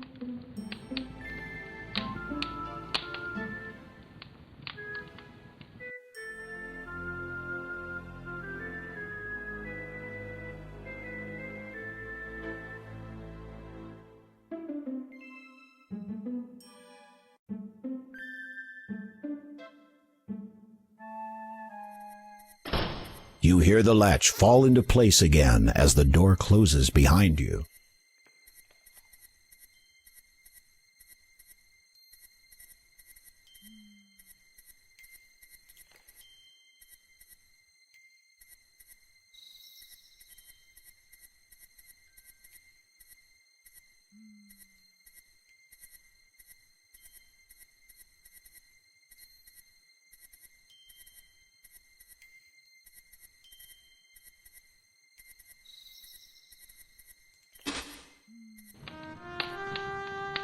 Welcome.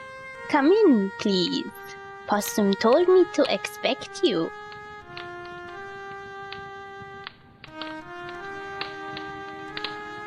You place the now cold chicken soup over the crackling fire once more.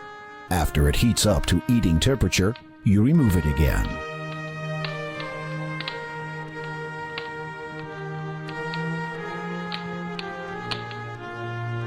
You offer the soup to Possum's grandma, introduce yourself, and wait courteously while the frail elderly lady eats the nourishing meal. When she is finished, she sets the empty bowl down elsewhere and turns her attention towards you.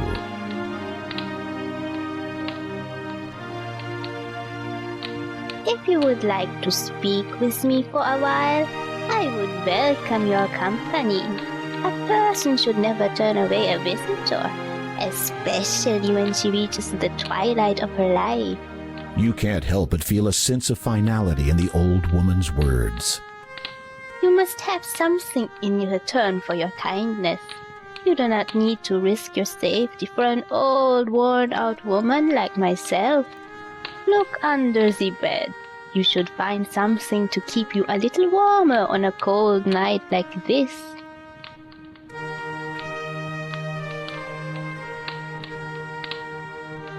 You peer under the bed and find a thick black cloak.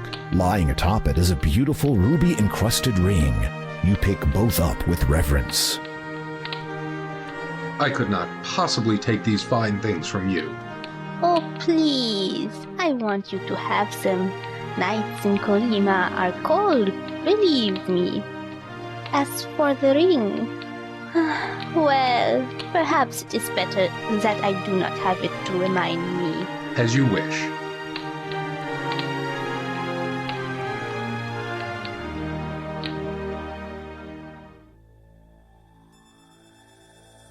Sister Agatha, my dear, tell me you have good news. The king has arrived in Kalima, father. That is not what I meant. Yes. Well, he appears to be quite resourceful. It seems his reputation was not totally exaggerated. He's still alive? For now, but that will change soon, I think. The king has discovered that one of the gems he seeks is in the possession of a colleague of ours. Do you remember? Kaldor. Yes. Is he still trustworthy? Totally. Still sharp, and there's no questioning his loyalty. My humblest apologies, father, but would it not have been simpler for you to have dealt with Graham personally? Fool! Imagine the ensuing chaos where Daventry's king murdered in his own land. How then would I be able to search for the item? I see. Failure is not an option. Understood, father. Keep me informed, preferably of good King Graham's death.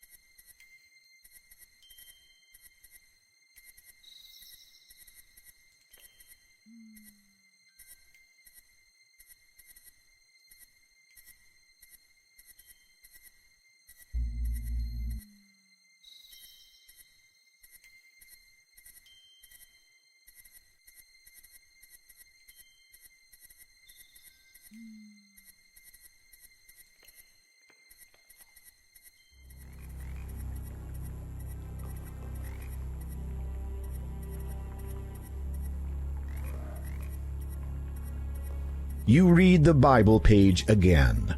Spiders earnest with spindly eight spin webs with negligible weight.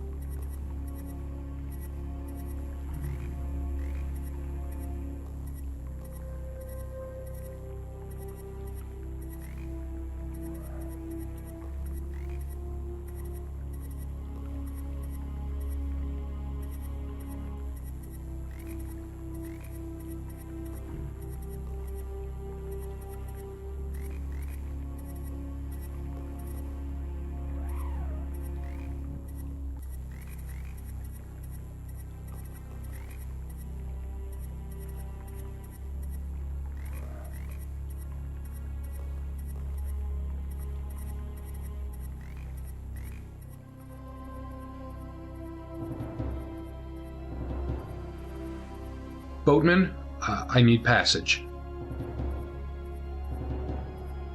I said... I heard. The ghoul's voice chills you to the bone. It speaks with a deep, resonating bitterness. You cannot make out a great deal of its face, but what you can see has the hairs on the back of your neck standing on end. In life, I would row this boat for the master. Long ago was my untimely death in these waters, but still I remember many things. silence, laughter, tears, joy, pain.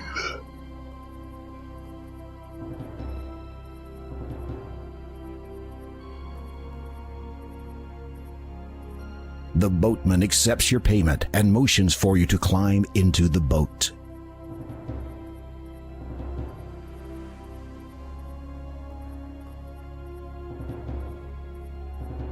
The shrouded ghoul paddles across the toxic lake to the shore on the other side.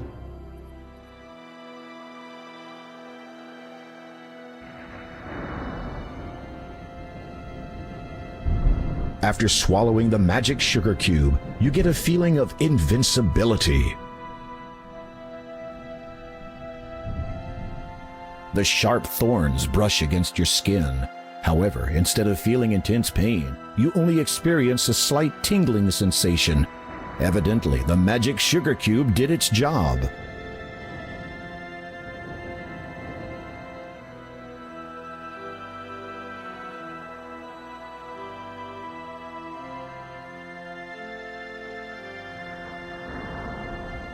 With a flourish, you fling the black cloak around your neck and fasten it.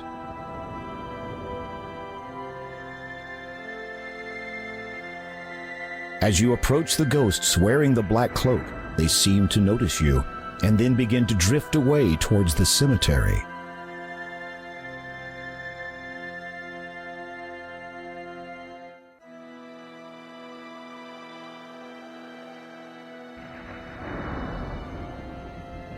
Having an idea, you push the crucifix into the cross-shaped keyhole.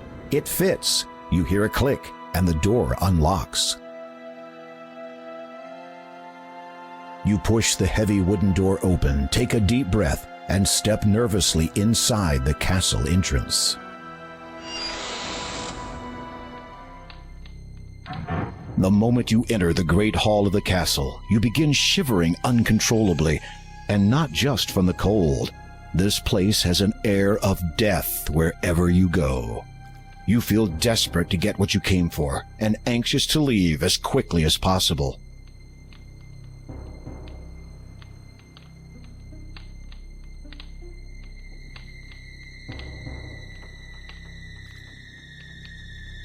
You take one of the lit candles.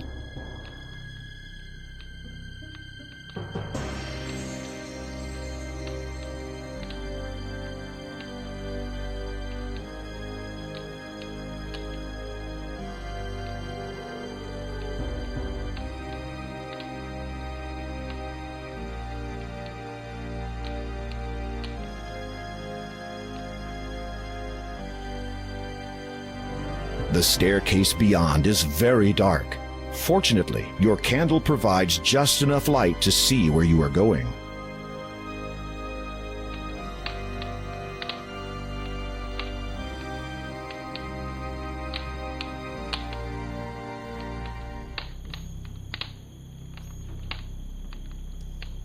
The thick black cloak that you are wearing hampers your efforts to lift the coffin lid.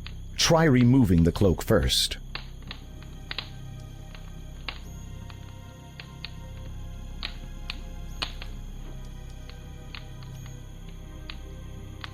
You remove the black cloak again. Nervously, you lift the heavy lid of the elegant coffin. You peek into its red satin interior. The coffin is unoccupied, and you feel relief wash over you. As you prepare to look inside the coffin, King Graham, I presume. You turn on your heel. There, blocking the only exit from this dismal room, stands the Count. His skin is pale, his eyes jet black. He wears a black cloak nearly identical to the one that you possess. You know me? Ah, yes indeed. Sister Hagatha alerted me to your arrival, dear king. Desperate to stall for time, you query the Count. Sister Hagatha, you say? Who is she? The Count regards you with a suspicious glare. Though I suspect you already know the answer, Hagatha is a charming mage who does as she pleases in this land. Strange. I was not aware a new ruler had been elected. Do not be foolish. Hagatha has no interest in the politics of this wretched place, nor do I, in point of fact. Death tends to diminish one's taste for power. No, at present, she is interested only in one thing, as am I, your destruction.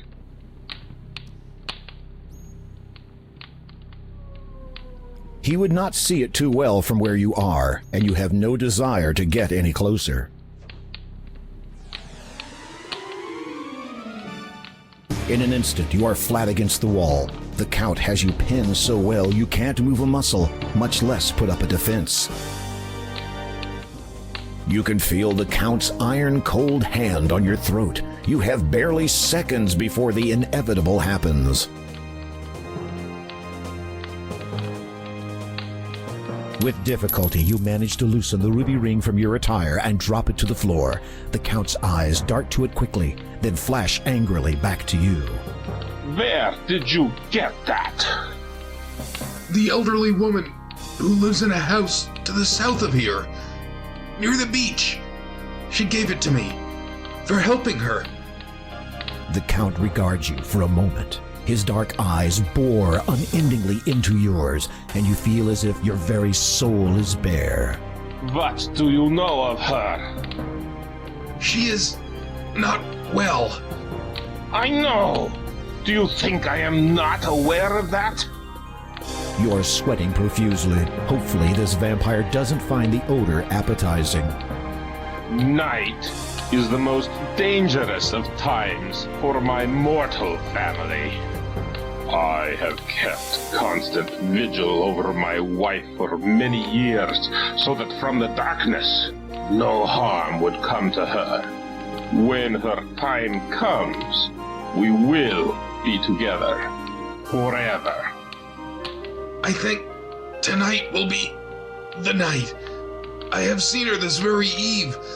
I did what I could to help her, but I do not think it was enough.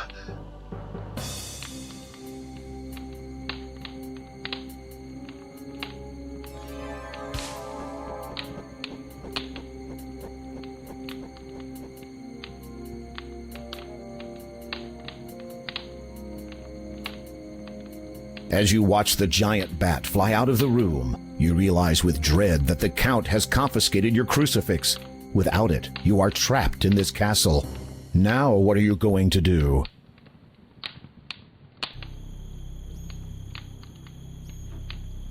You peer into the ornate coffin. Finding it unoccupied, you see that the interior is lined with shiny red satin. At long last, you have located the final gem, the Death Gem. You breathe deeply, reach out, and take the stone in your hands. It is ice cold to the touch, but you don't care. This is the last thing you need to unlock the door of destiny. Now all you have to do is get out of here.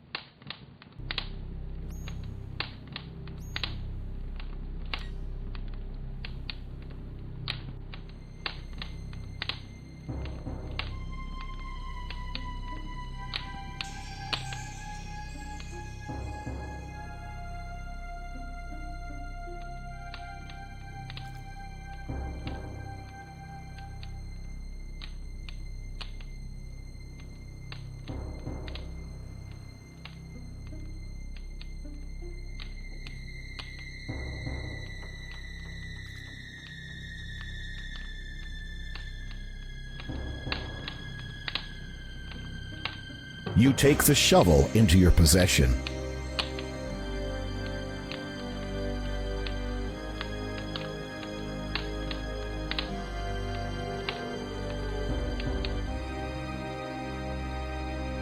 The window looks out onto the island far below. Through it, you see that the bricks of the castle might provide some footholds if you are inclined to go climbing.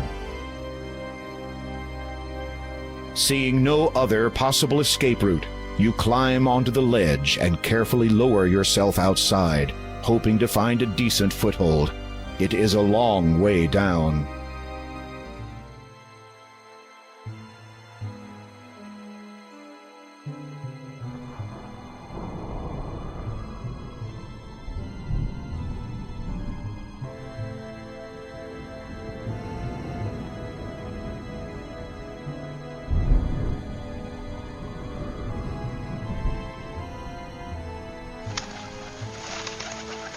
Suddenly, you hear a switching noise in your ear. It's joined by two others. You instinctively try to brush whatever it is away, but in doing so, lose your hold on the bricks and fall backwards.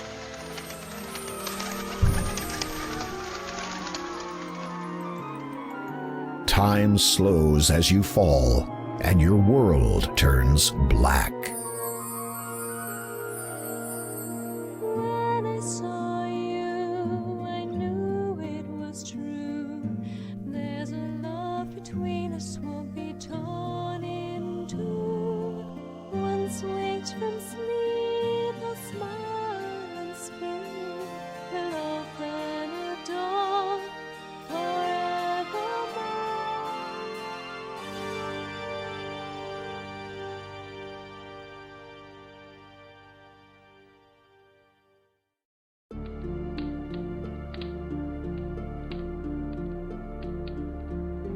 Our guest has awoken, my love.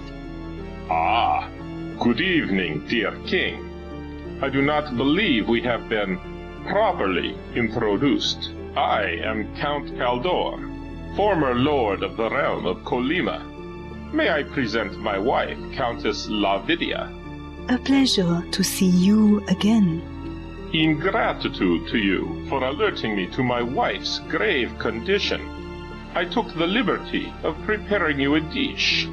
I thought you might be hungry after your harrowing adventure at my window. You will forgive us if we do not join you. Our tastes differ from yours, do they not, my darling? You shudder to think what different tastes actually means, but for some reason you note that you can no longer hear any rats squeaking in the distance. Indeed. So much to become accustomed to. You shall have all the time that the world has to share to grow accustomed to such things. Well, perhaps 30 years. Should the father locate the item by then, there might not be enough world left for anyone afterwards. Has this father to do with why you frequently went abroad, always with that cloak of yours? Most certainly. But I think that my affiliation with him and his association has come to a close. My obligations to them took me away from my beloved too often. I do not wish to repeat that mistake.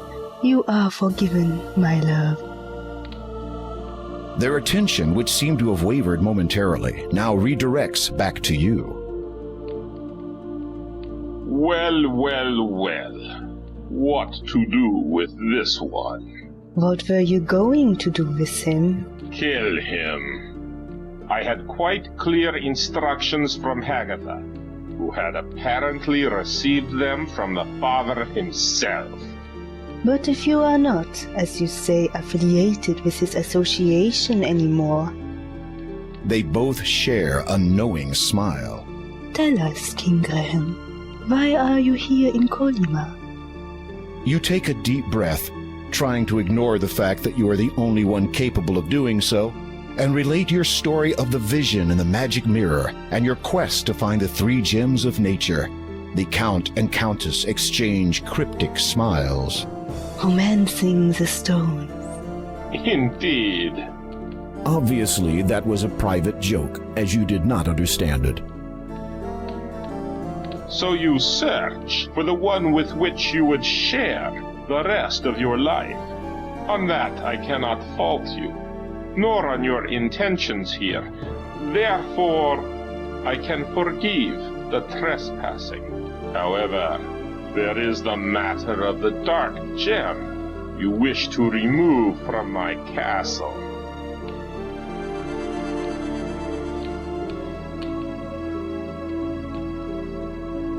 I place a deal before you. I am looking for a magnificent sapphire-encrusted tiara. It is a valuable family heirloom and has been on this estate for centuries.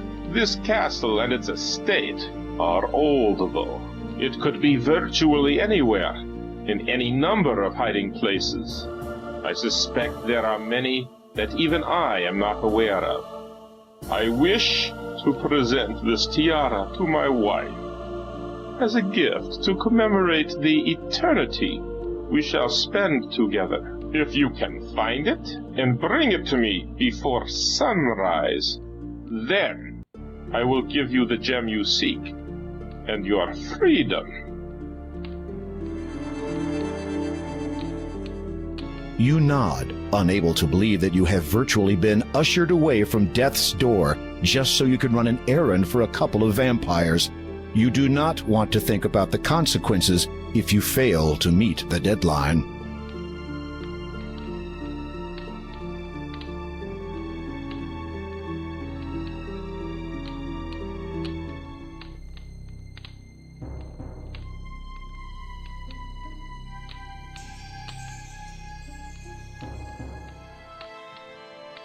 You see a young woman sitting on the dusty floor. She has a book in her lap entitled Little Red Riding Hood. I wish I could read this story. All the pretty words. The book tells the story of a young girl who met a wolf in the forest. The young woman's head snaps up. Her black eyes drill into your own. You gasp as you realize you are looking at yet another vampire. Just how many has the count made tonight? The young woman's lips transform from hungry to, fortunately, pleasant recognition. So you are the guest of my grandfather's house. I was hoping I would meet you again. The woman is startlingly beautiful, but in an eerie, unnatural way. You find yourself unable to speak for a moment. She does look somewhat familiar, but from where? Oh, my handsome gentleman does not recognize me? Should I? You remember the basket, the soup? With a start, you recognize the young woman. She's grown and matured considerably since you last saw her. The little girl, Possum, has been transformed completely into this. She has traded her small ruby cloak for a dazzling satin robe of the same color. Are you unhappy with my appearance? No, it's just that you have me at a disadvantage. I do not know your real name. Anastasia. A beautiful name. Yes, 'twas one of the few things my parents left me before they died. They're probably buried somewhere on this island, as a matter of fact. What do you seek here? You explain your so far unsuccessful attempt to locate the tiara.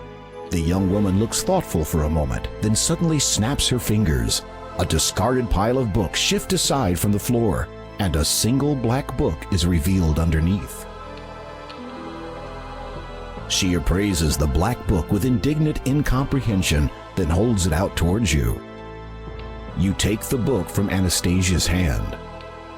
I do not suppose that has anything to do with it, but it must be about something important.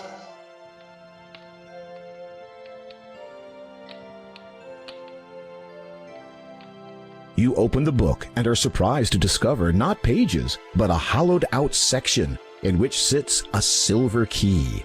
The key's handle resembles the shape of a sleeping child. There also appears to be something written on the back cover of the book.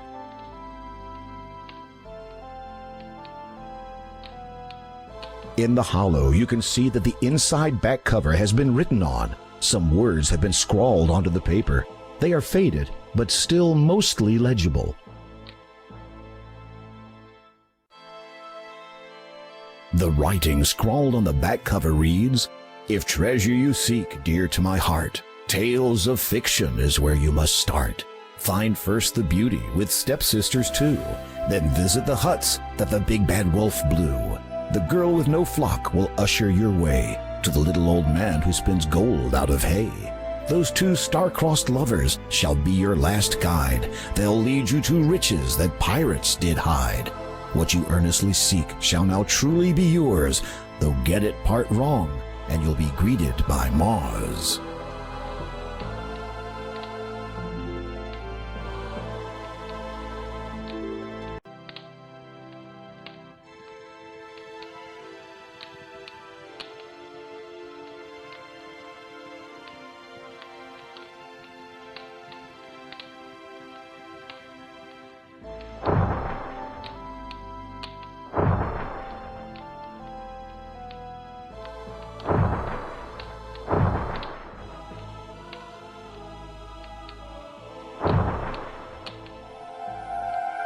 A new book has appeared on the third shelf down.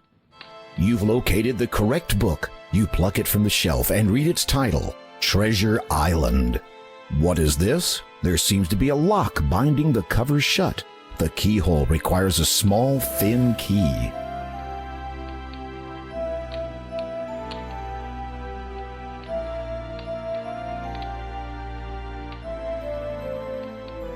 The key fits perfectly into the lock. You turn it and hear a soft click. The book is now open.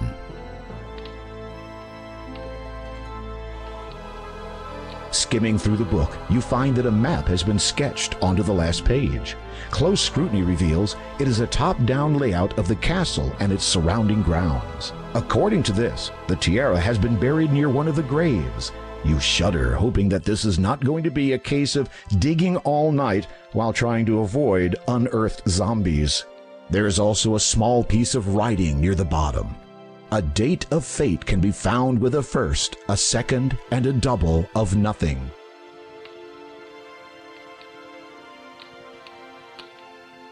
I wish only one thing as payment for helping you find that book. Of course. Would you be so kind as to take this bracelet and place it on my mother's grave? I believe she wanted me to have it while I was alive. Now, it seems no longer appropriate to keep it. Thank you. I must retire now. It will not be long before sunrise. Good night, Graham. Good night, Anastasia.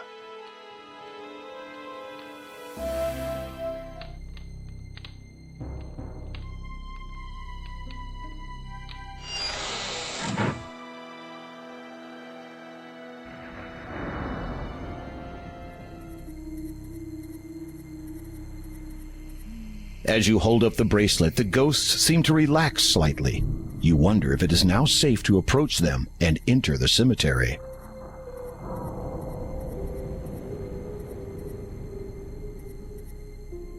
You place the bracelet on the grave. It immediately sinks down into the earth. The ghosts do not respond at first. Then one of them drifts toward you. It nods, almost sadly. The ghost seems to want to say something, but appears unable.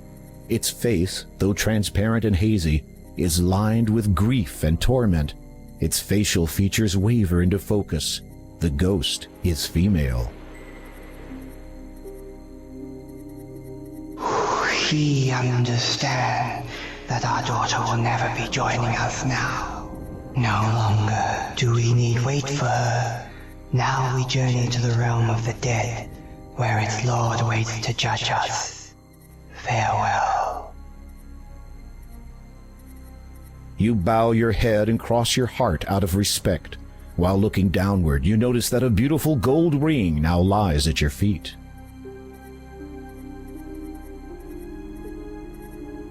You feel apprehensive about being here. You feel You feel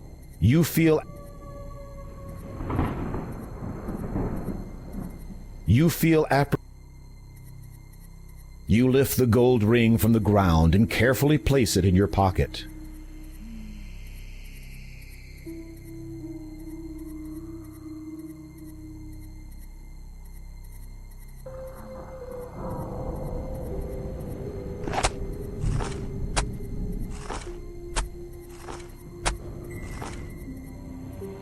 You stop digging when your shovel hits something hard.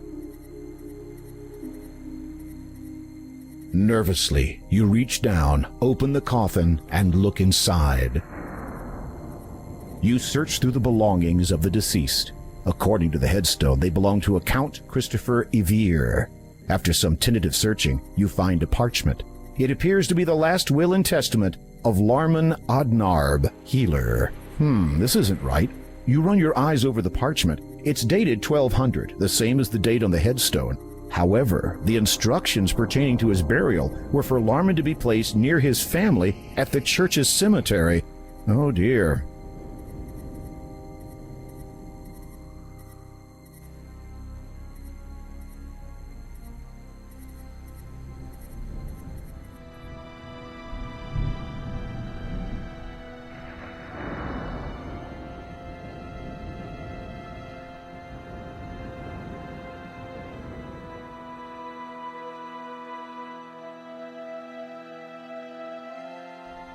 You climb back into the decrepit rowboat, and the shrouded ghoul ferries you back across the lake.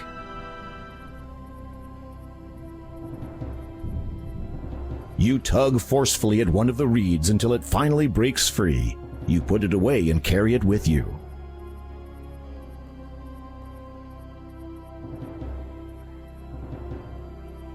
Very carefully, you bend down and soak the tip of the needle in the foul, toxic water.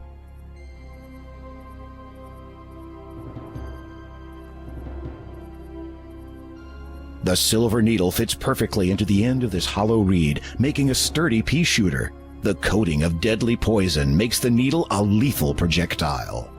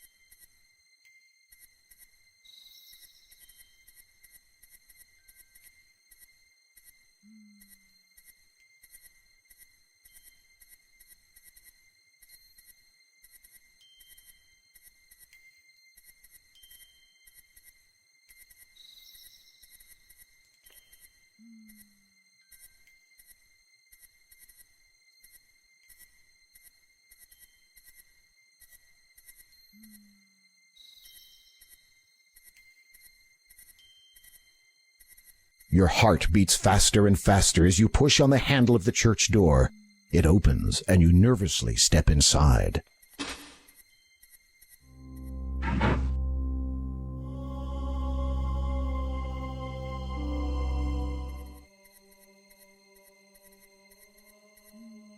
Lester Williamson, 3rd. Rarlap Neve. Lyat O'Malif, 12. Larman Odnarb, 1175 to 1200. Dear old Larman was a healer, cured many a deadly fever. One he caught that bitter day, healed not himself and passed away.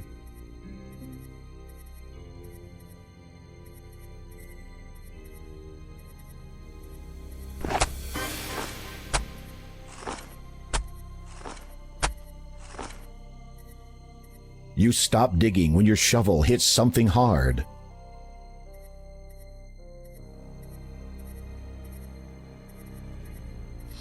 With bated breath, you open the box.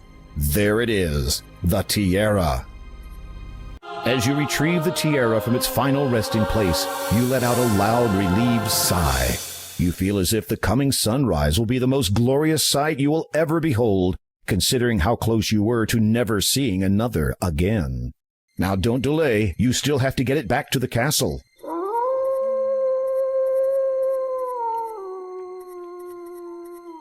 You freeze as the wolf's howl sends shivers down your spine. You force yourself to turn and face nothing. Your anxiety must be causing you to hear things.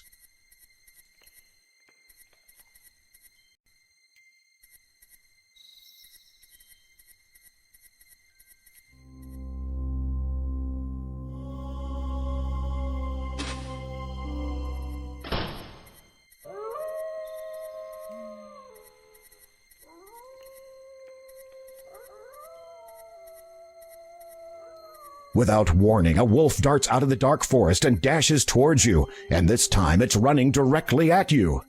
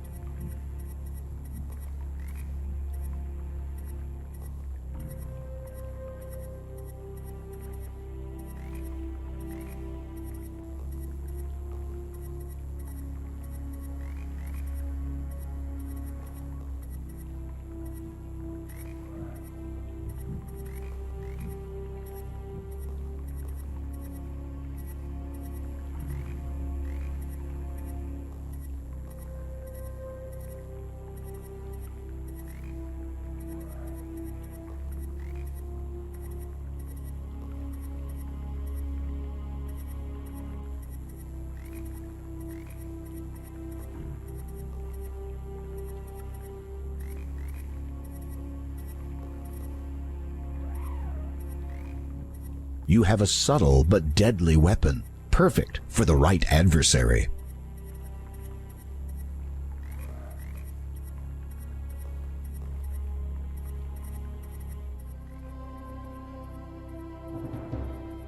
Something is wrong here. There is no boat, no boatman, and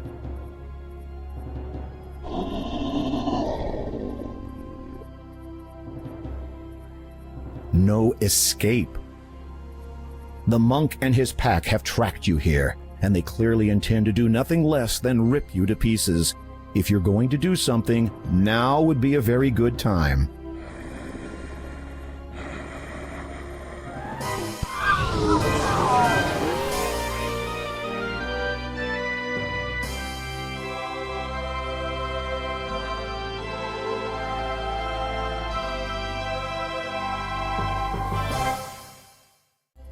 I see you have met the Brotherhood of the Pack. Where were you? Detained. A man who had assumed your appearance boarded my boat. When we reached the other side, I perceived the flaws of his disguise and dispatched him instantly. The Count has been wary of the Brotherhood of the Pack for many years now. In obtaining what he asked for and ridding this land of their leader, you have served him doubly well this night.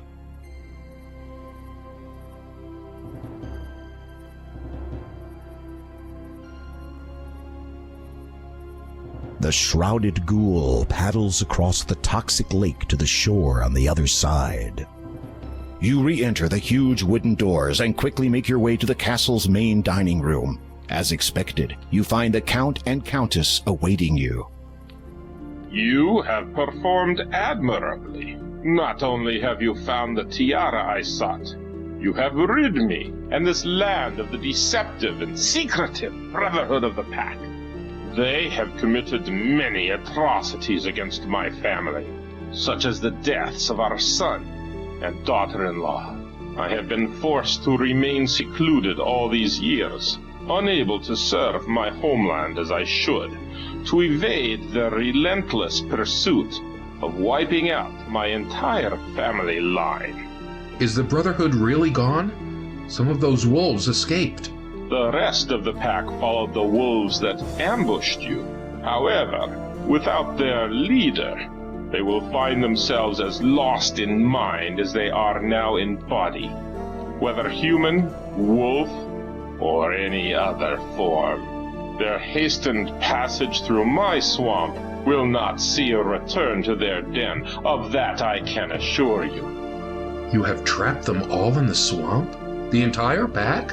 An endless flight through the mire awaits them. Should my long-stilled heart ever feel pity again, perhaps one day I shall free them. As you listen to the Count's cold, unforgiving tone, you thank your lucky stars that he no longer sees you as a threat, at least not for the time being. I release you from my service, dear king. The nearing dawn no longer signifies an uncertain future for you.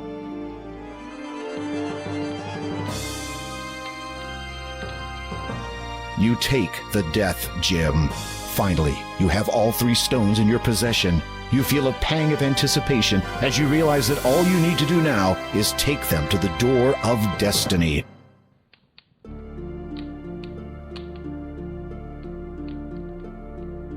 I wish you the best, dear king. A word of advice, King Graham. Once you have found the lady you seek, protect her with all your strength. Never leave her side, and place no importance above that of her well-being. Give your life for hers if it should ever come to that. Love can last an eternity, but your loved one can be lost in an instant. Heed those words, my king, and farewell.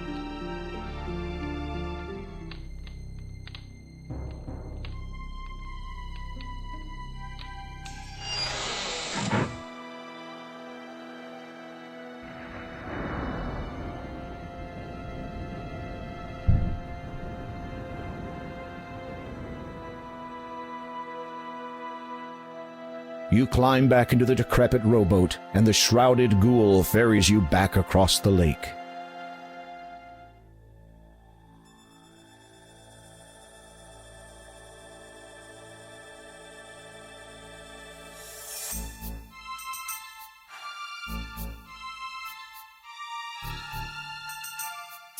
He did what? Well, it would appear that our Count's loyalty was to be questioned after all. Kaldor has decided to leave us, now that he again has his wife at his side. No one has ever left my service before. Yes, Father, it is most regrettable. It is unthinkable! Yes, Father, it is quite unthinkable. It is up to you then, Sister Agatha. Yes, Father, it is... pardon? You will have to deal with it yourself.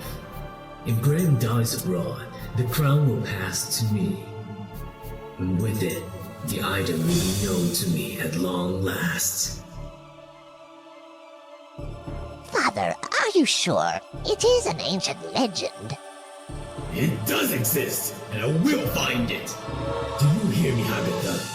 Graham is not to return to Daventry alive.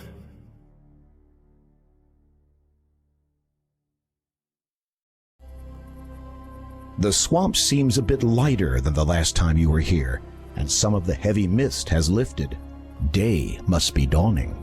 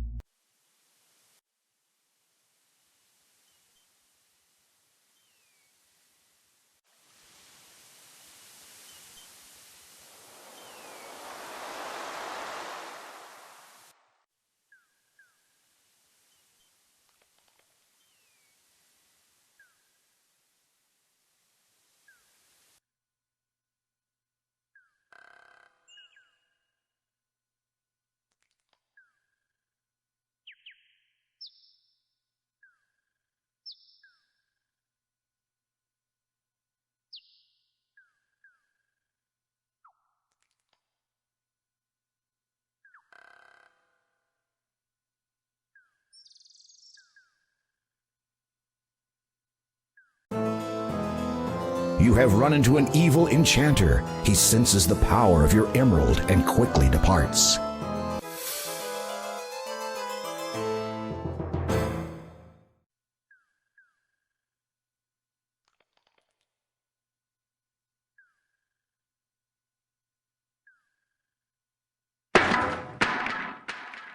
Oh no! The plank you stepped on was a trap.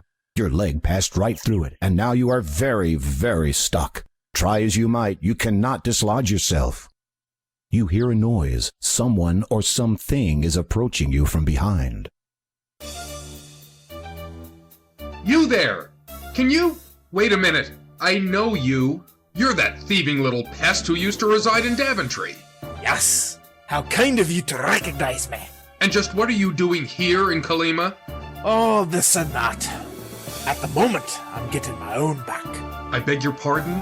Imagine my surprise when, having come home from a hard day's work... Mugging, you mean? I find that my treasure had been robbed, and my food stolen. Are you claiming either were yours to begin with? I went a bit hungry yesterday, but I'm willing to forgive. I happen to know that you're carrying some most expensive items, including that which you stole from me. I give you a choice. Either you hand over some treasure, or I start cutting. I've already had a go at the ropes on the other side, so should you survive the impact once I have cut both ends here, I doubt the remainder will hold your dangling weight. Oh yes, you can start it by throwing me those lovely gems you're carrying. You wrap your gems up tight in the cloth. You fool! Now, if you want your treasure, then you help me. Not a chance! I'm not coming anywhere near you! Fine, then you stay where you are, and the treasure stays over there.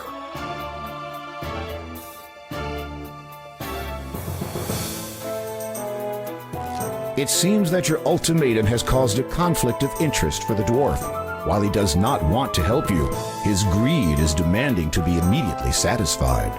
Having nothing else to do at present, you muse that kleptomania might be an inherent quality in dwarves in general. Then you notice the fraying ropes on the mountain end of the bridge. They are unraveling. He really did have a go at them earlier. Repressing the urge to burst into song, you choose instead to quietly admire the area. Well? I might just leave you there. Wait until you die, and then come back. You will not be a problem to me when you are dead.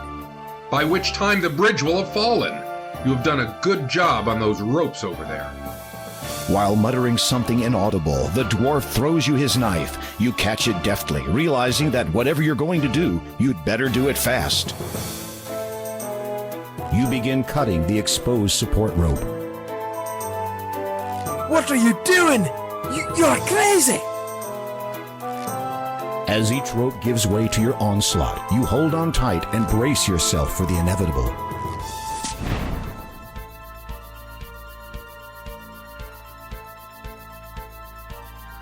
Upon impact, the collision shatters the plank that held your leg in place, and you're again free to move. You also discover that your entire body really hurts now.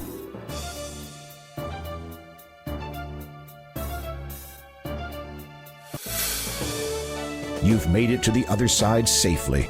Of course, you have no way of getting back. Not that it concerns you at this point. You could at least give me back my knife. No! It serves you right for stealing from Daventry's magic chest.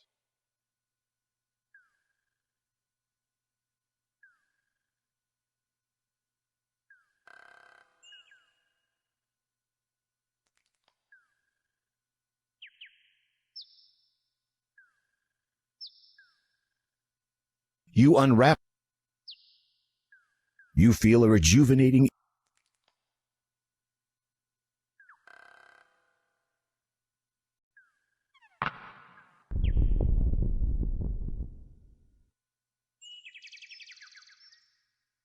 You push the gem firmly into the indentation.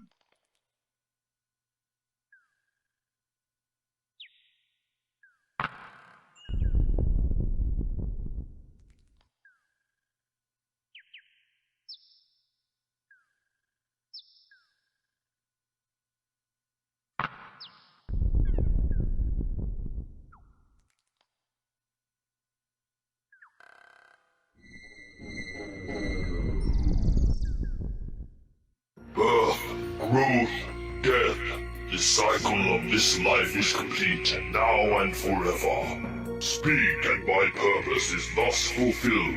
My passage to the next world may begin at long last. Then, if you please, I would bid thee open. As you wish, but a word of caution. As you enter, know in your heart which destiny you truly desire.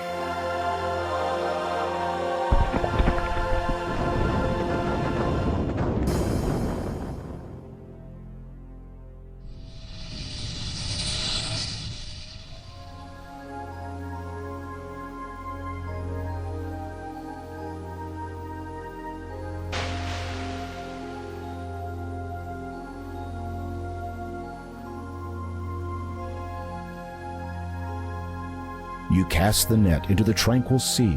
Upon retrieving it, you see that you have caught a large golden fish. It falls from the net and flops helplessly on the beach.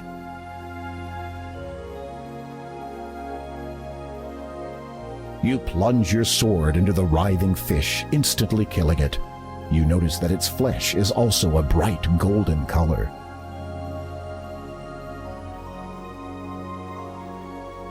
You strip a few pieces of the fish's flesh. After eating the fish pieces, you feel a very odd sensation running through your entire body.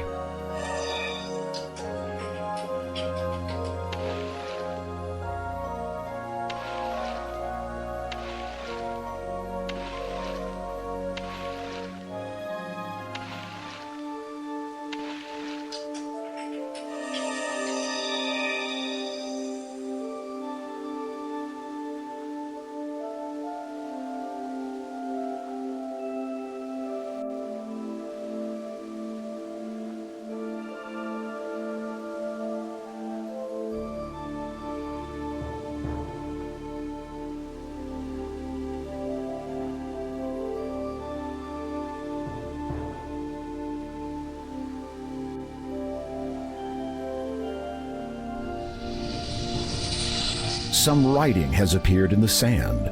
It reads, "It would appear that you, my dear, are here indeed to help me.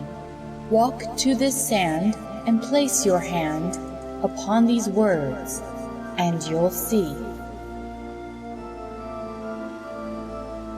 You place your palm upon the words in the sand.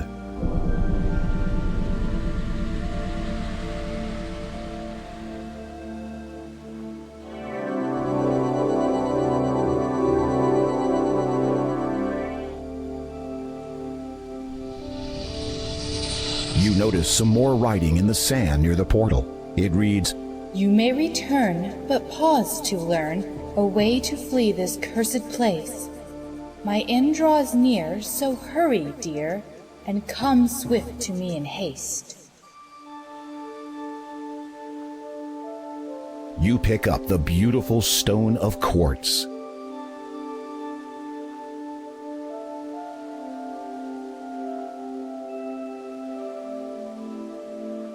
You remove an ample-sized coconut from the bunch growing in the treetop.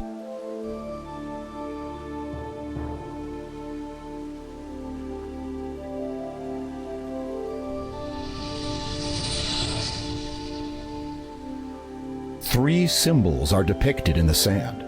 Perhaps each one represents an action that must be performed in order to establish an escape route from this strange place.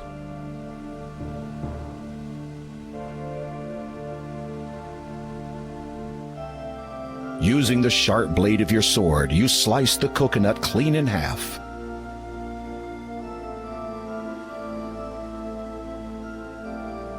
You fill the half coconut with briny water from the magenta sea.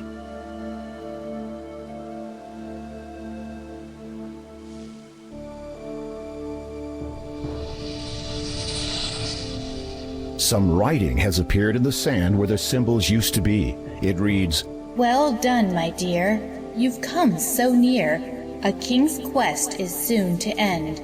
But if now you go, alone you'd know, our broken path would ne'er mend." Suddenly, the sand begins swirling again. In place of the poem appears yet another portal.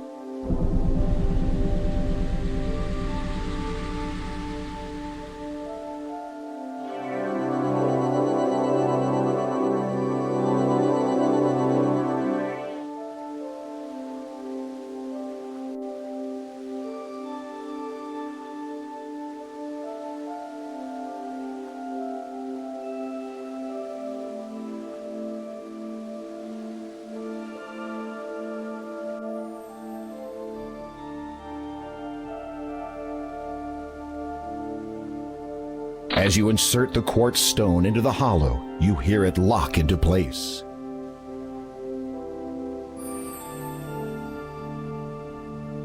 The disc fits perfectly into the outer ring on the door. Suddenly, the statues rumble to life. The truth you will find from one such as I, for the other can only be mine. These words will provide you the means to get by.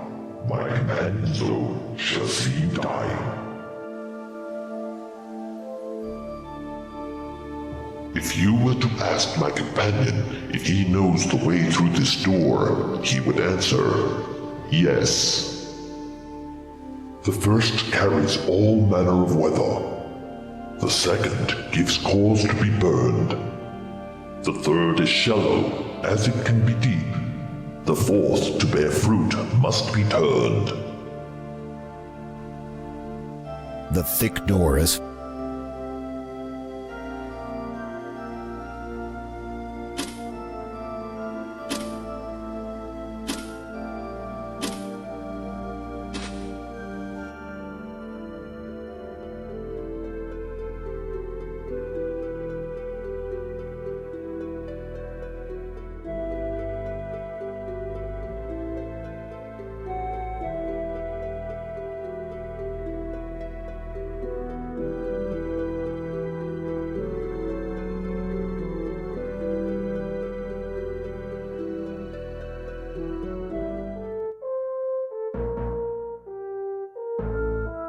This is the biggest lion you have ever seen. He could eat you with 2 bites of his powerful jaws. His tail thumps repeatedly on the floor.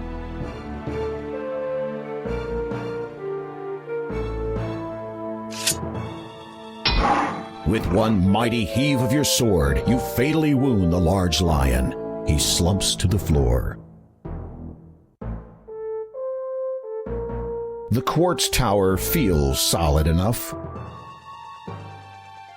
You scoop the tuft of orange fur into your hand.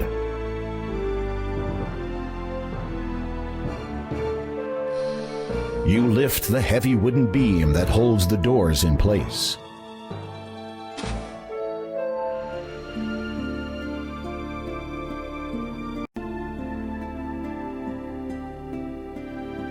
She is even more lovely than she appeared in the magic mirror.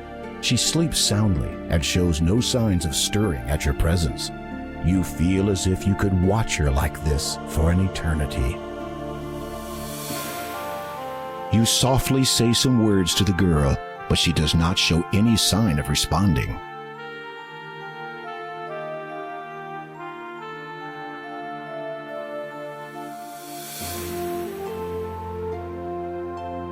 As you hold the emerald over the girl, you realize that the light from the window does not penetrate this part of the room.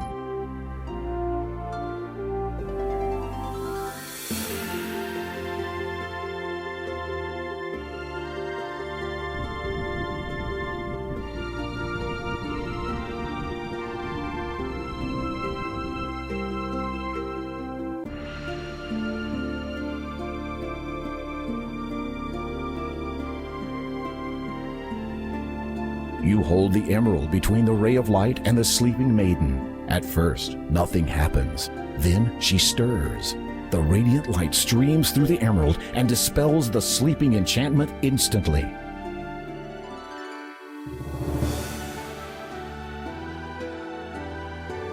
Hello, Graham. Hello. I think you have me at a disadvantage, my lady. Oh, of course. My name is Valenice. I've been watching you. Watching me? But how? In my sleep, from the moment you arrived in Kalima. The lines in the sand. Those were your words? This is a strange place, filled with much strong magic. Once you arrived, I discovered a way to communicate to you from my sleep. I hope you found my words to be of some aid. Indeed I did, milady. My heart was warmed greatly when you expressed your longing to see me. I have come to learn a great deal about you, Graham, of your nobility and bravery. I know why you came here, and how truly deep your feelings are for me. I want you to know that I have come to feel the same way for you. Something about the way she looks at you speaks 1,000 words. She loves you, Graham. She really loves you. Were you listening? She says she feels the same way. How about some reciprocation? This is hardly the most appropriate time to marry the girl, don't you think?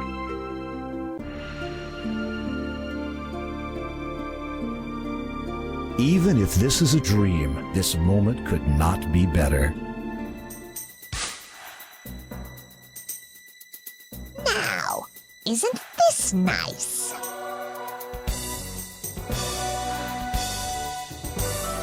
What a pretty pair!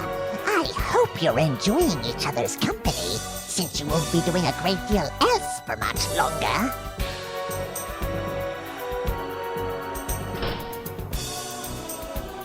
The door! Why, you... Witch? I'm sure it would have rhymed. Silence! I will not be so spoken to by the likes of you. Why do you despise her? What has Valanice ever done to you? She has the attention of men all over the land. Attention that once had all been mine. I won't allow her to take it away from me. I think you should just allow the two of us to go. And why would I want to do that? We would leave your realm together, never to return. Then you would have all the attention you could ever want again. Nice try, my pretty fly. But you are caught in my web now. And besides, the father would not want you returning and interrupting his search. The father? Is he one of your male admirers? You think that the father is one of my admirers? You silly boy. How naive you are not to even realize that the man in charge of your own army is the man who wishes you destroyed.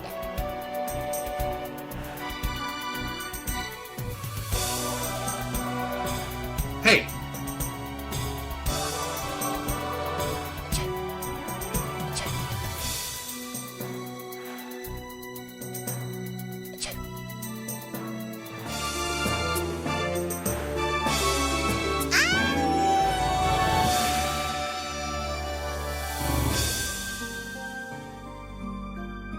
Agatha's body is nowhere to be seen.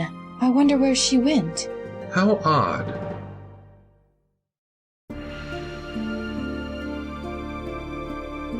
She is even more lovely than she appeared in the mirror. Her long auburn hair graces down her shoulders and back. She has the bluest eyes you've ever seen and soft, creamy skin. Yes. I beg your pardon? You were trying to think of the best way to ask me to marry you. As I said, I have seen you in my dreams ever since you arrived in Kalima, and I have come to feel for you the way I know you feel about me. So the answer to your question is yes. But I haven't asked you yet. There is a far better question you could ask, such as, where shall we be wed? In your kingdom or mine? Yours. There is something I must attend to in Daventry that may ruin the occasion otherwise. Whatever you decide, my dear. You manage to break open the door. The two of you venture to the smaller island, where the portal still swirls expectantly. As you step through it, you find yourself wondering where it will teleport you.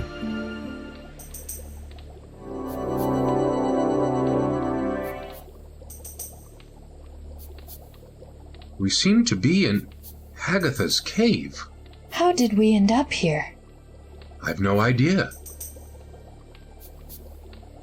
A glass dome, semi-spherical in shape, sits on the table. It reminds you of a shakeable snow dome toy that you once owned as a child. It is a crystal ball, fairly standard equipment for those of the magical persuasion.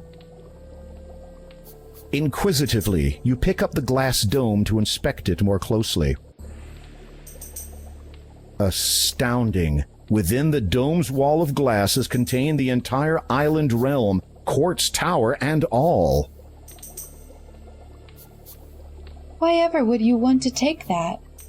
This item denied you of your freedom. It is only right that you may do as you please with it. Or you could accept it as a wedding gift. Valenice takes the dome from your hand. I shall keep it as a reminder that, regardless of what transpires from this point on, I have experienced worse.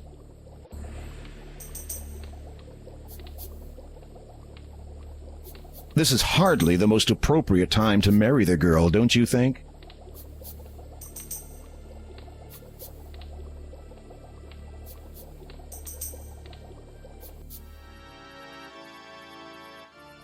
As you exit the cave, you notice that it is night already. Also, the two of you seem to have some company. Beautiful night, yes? Yes, certainly. To what do we owe the, pleasure of your visit? Why, King Graham, surely you do not still think of me as the enemy? If I had wanted you destroyed, it would have been a simple enough thing to do. No, I have come only to ask a question of you, if I may. Of course. And what would this question be?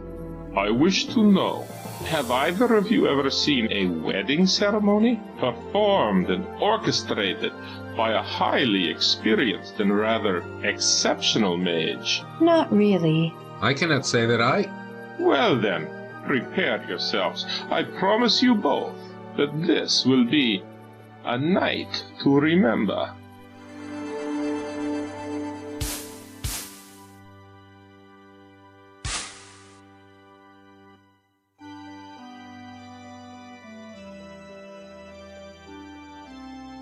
People of Kolyma, it is my desire to be reinstated as your custodian and protector, if you will still have me. The crowd is silent. Then a murmur. It grows until finally everybody cheers in agreement and support. Very well. Therefore, with the power and authority you have reinvested in me, I wish to conduct the ceremony of these two deserving people who have chosen to join together in marriage. Behold!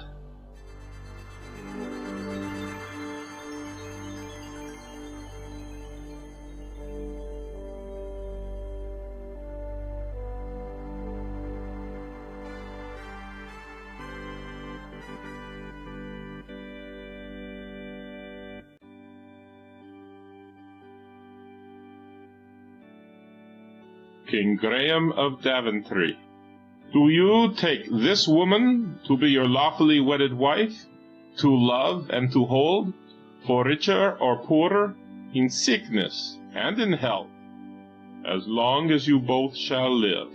I do. Lady Valenice, do you take this man to be your lawfully wedded husband, to love and to hold, for richer or poorer, in sickness and in health, as long as you both shall live? I do. Do you have a wedding band?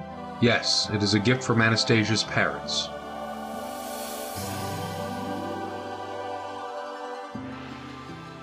I now pronounce you husband and wife.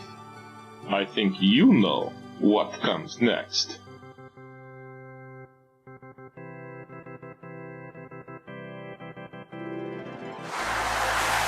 The crowd's jubilance reaches a new height. The people of Kolyma seem only too eager to rejoice in your newfound happiness. I cannot thank you enough for your service to me in ensuring the safety of my family. Without the Brotherhood's moral decadence of old, the people of Kolyma can finally move forward. And I will not forget the chance you have given my husband and I to spend an eternity together. Your kindness will always be remembered. Your valor and bravery shall echo in the Mer people's songs for ages to come. The legacy of your homeland lives on, due to your exemplary honor. Now, King Graham, it is time for you to take your bride to her new home. But my ship, my crew... I have sent them home already. By now they will have notified everyone of your imminent arrival. Imminent arrival? Trust me.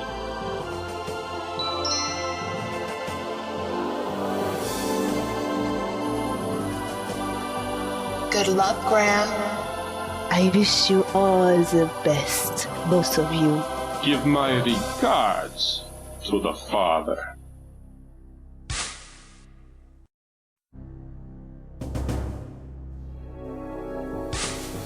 As the vapor subsides, a deafening roar erupts from the audience. All have come to bear witness to your return and the coronation of your new bride. Welcome back, Your Majesty. And may I say, never have I seen a more beautiful and stunning bride than the one you have returned with. I trust you found your journey through Kalima void of peril or incident. Agatha told me of your treachery. Who are you? Why do you call yourself the father? What are you searching for? You need only know this. You would do best not to treat one like I in such a manner. I must, with much regret, inform you all of a great treachery in our fair land. This man, he who has sworn loyalty to Daventry and its crown, is a traitor. He has conspired to have me slain away from home with the intention of pursuing his own insidious ambitions here. Guards, seize him! You have made a terrible mistake, you know. Guard, halt! Stand back! Prepare to fight for your life, are you? And with an old fool's sword. Be warned. You do not know who you are facing. Your ignorance shall destroy you. On guard!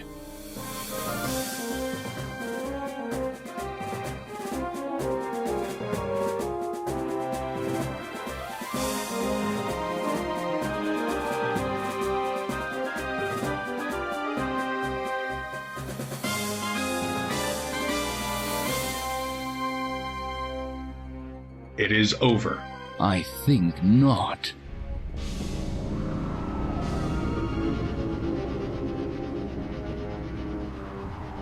Thrice now I curse, and from the first, your family shall feel the worst. Soon shall you see they'll surely be in the most dire jeopardy. Then as your foe, 'tis I who will sow the spell to cause your heart to slow. And for my shame for you the same, over Daventry your heirs shall reign.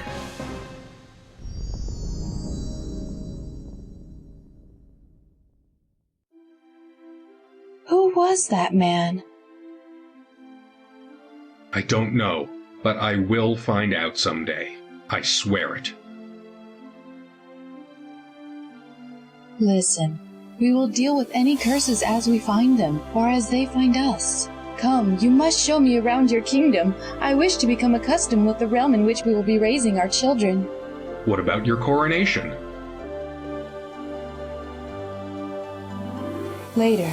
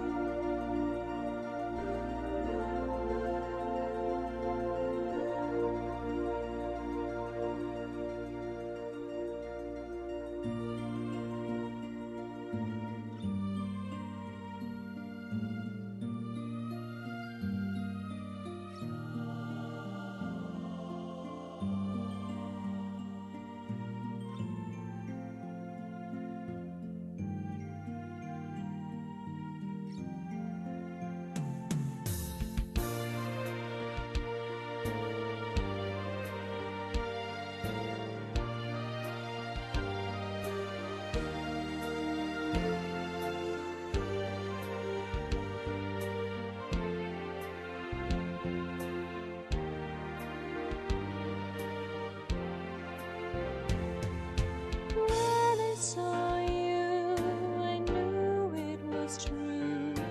There's a love between us won't be torn in two. Once waked from sleep, her smile and speak will open a door forevermore. Our fates unknown, so rarely shown. Together you and I will see it ever sown. When you saw me, the truth you would see, that your heart could feel its emptiness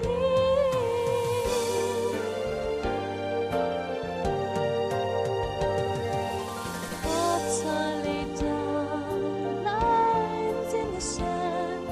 It's happening now, you must understand. Hearts can reveal just what they feel. Roads began anew when I saw you.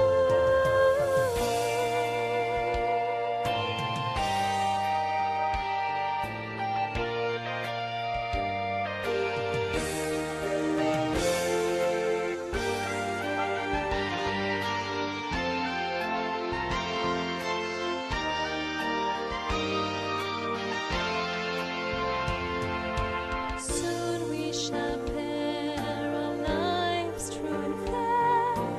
Nothing will divide us, apart we'll be there. As the bell rings, our destiny brings, the future draws near. Hold tight, my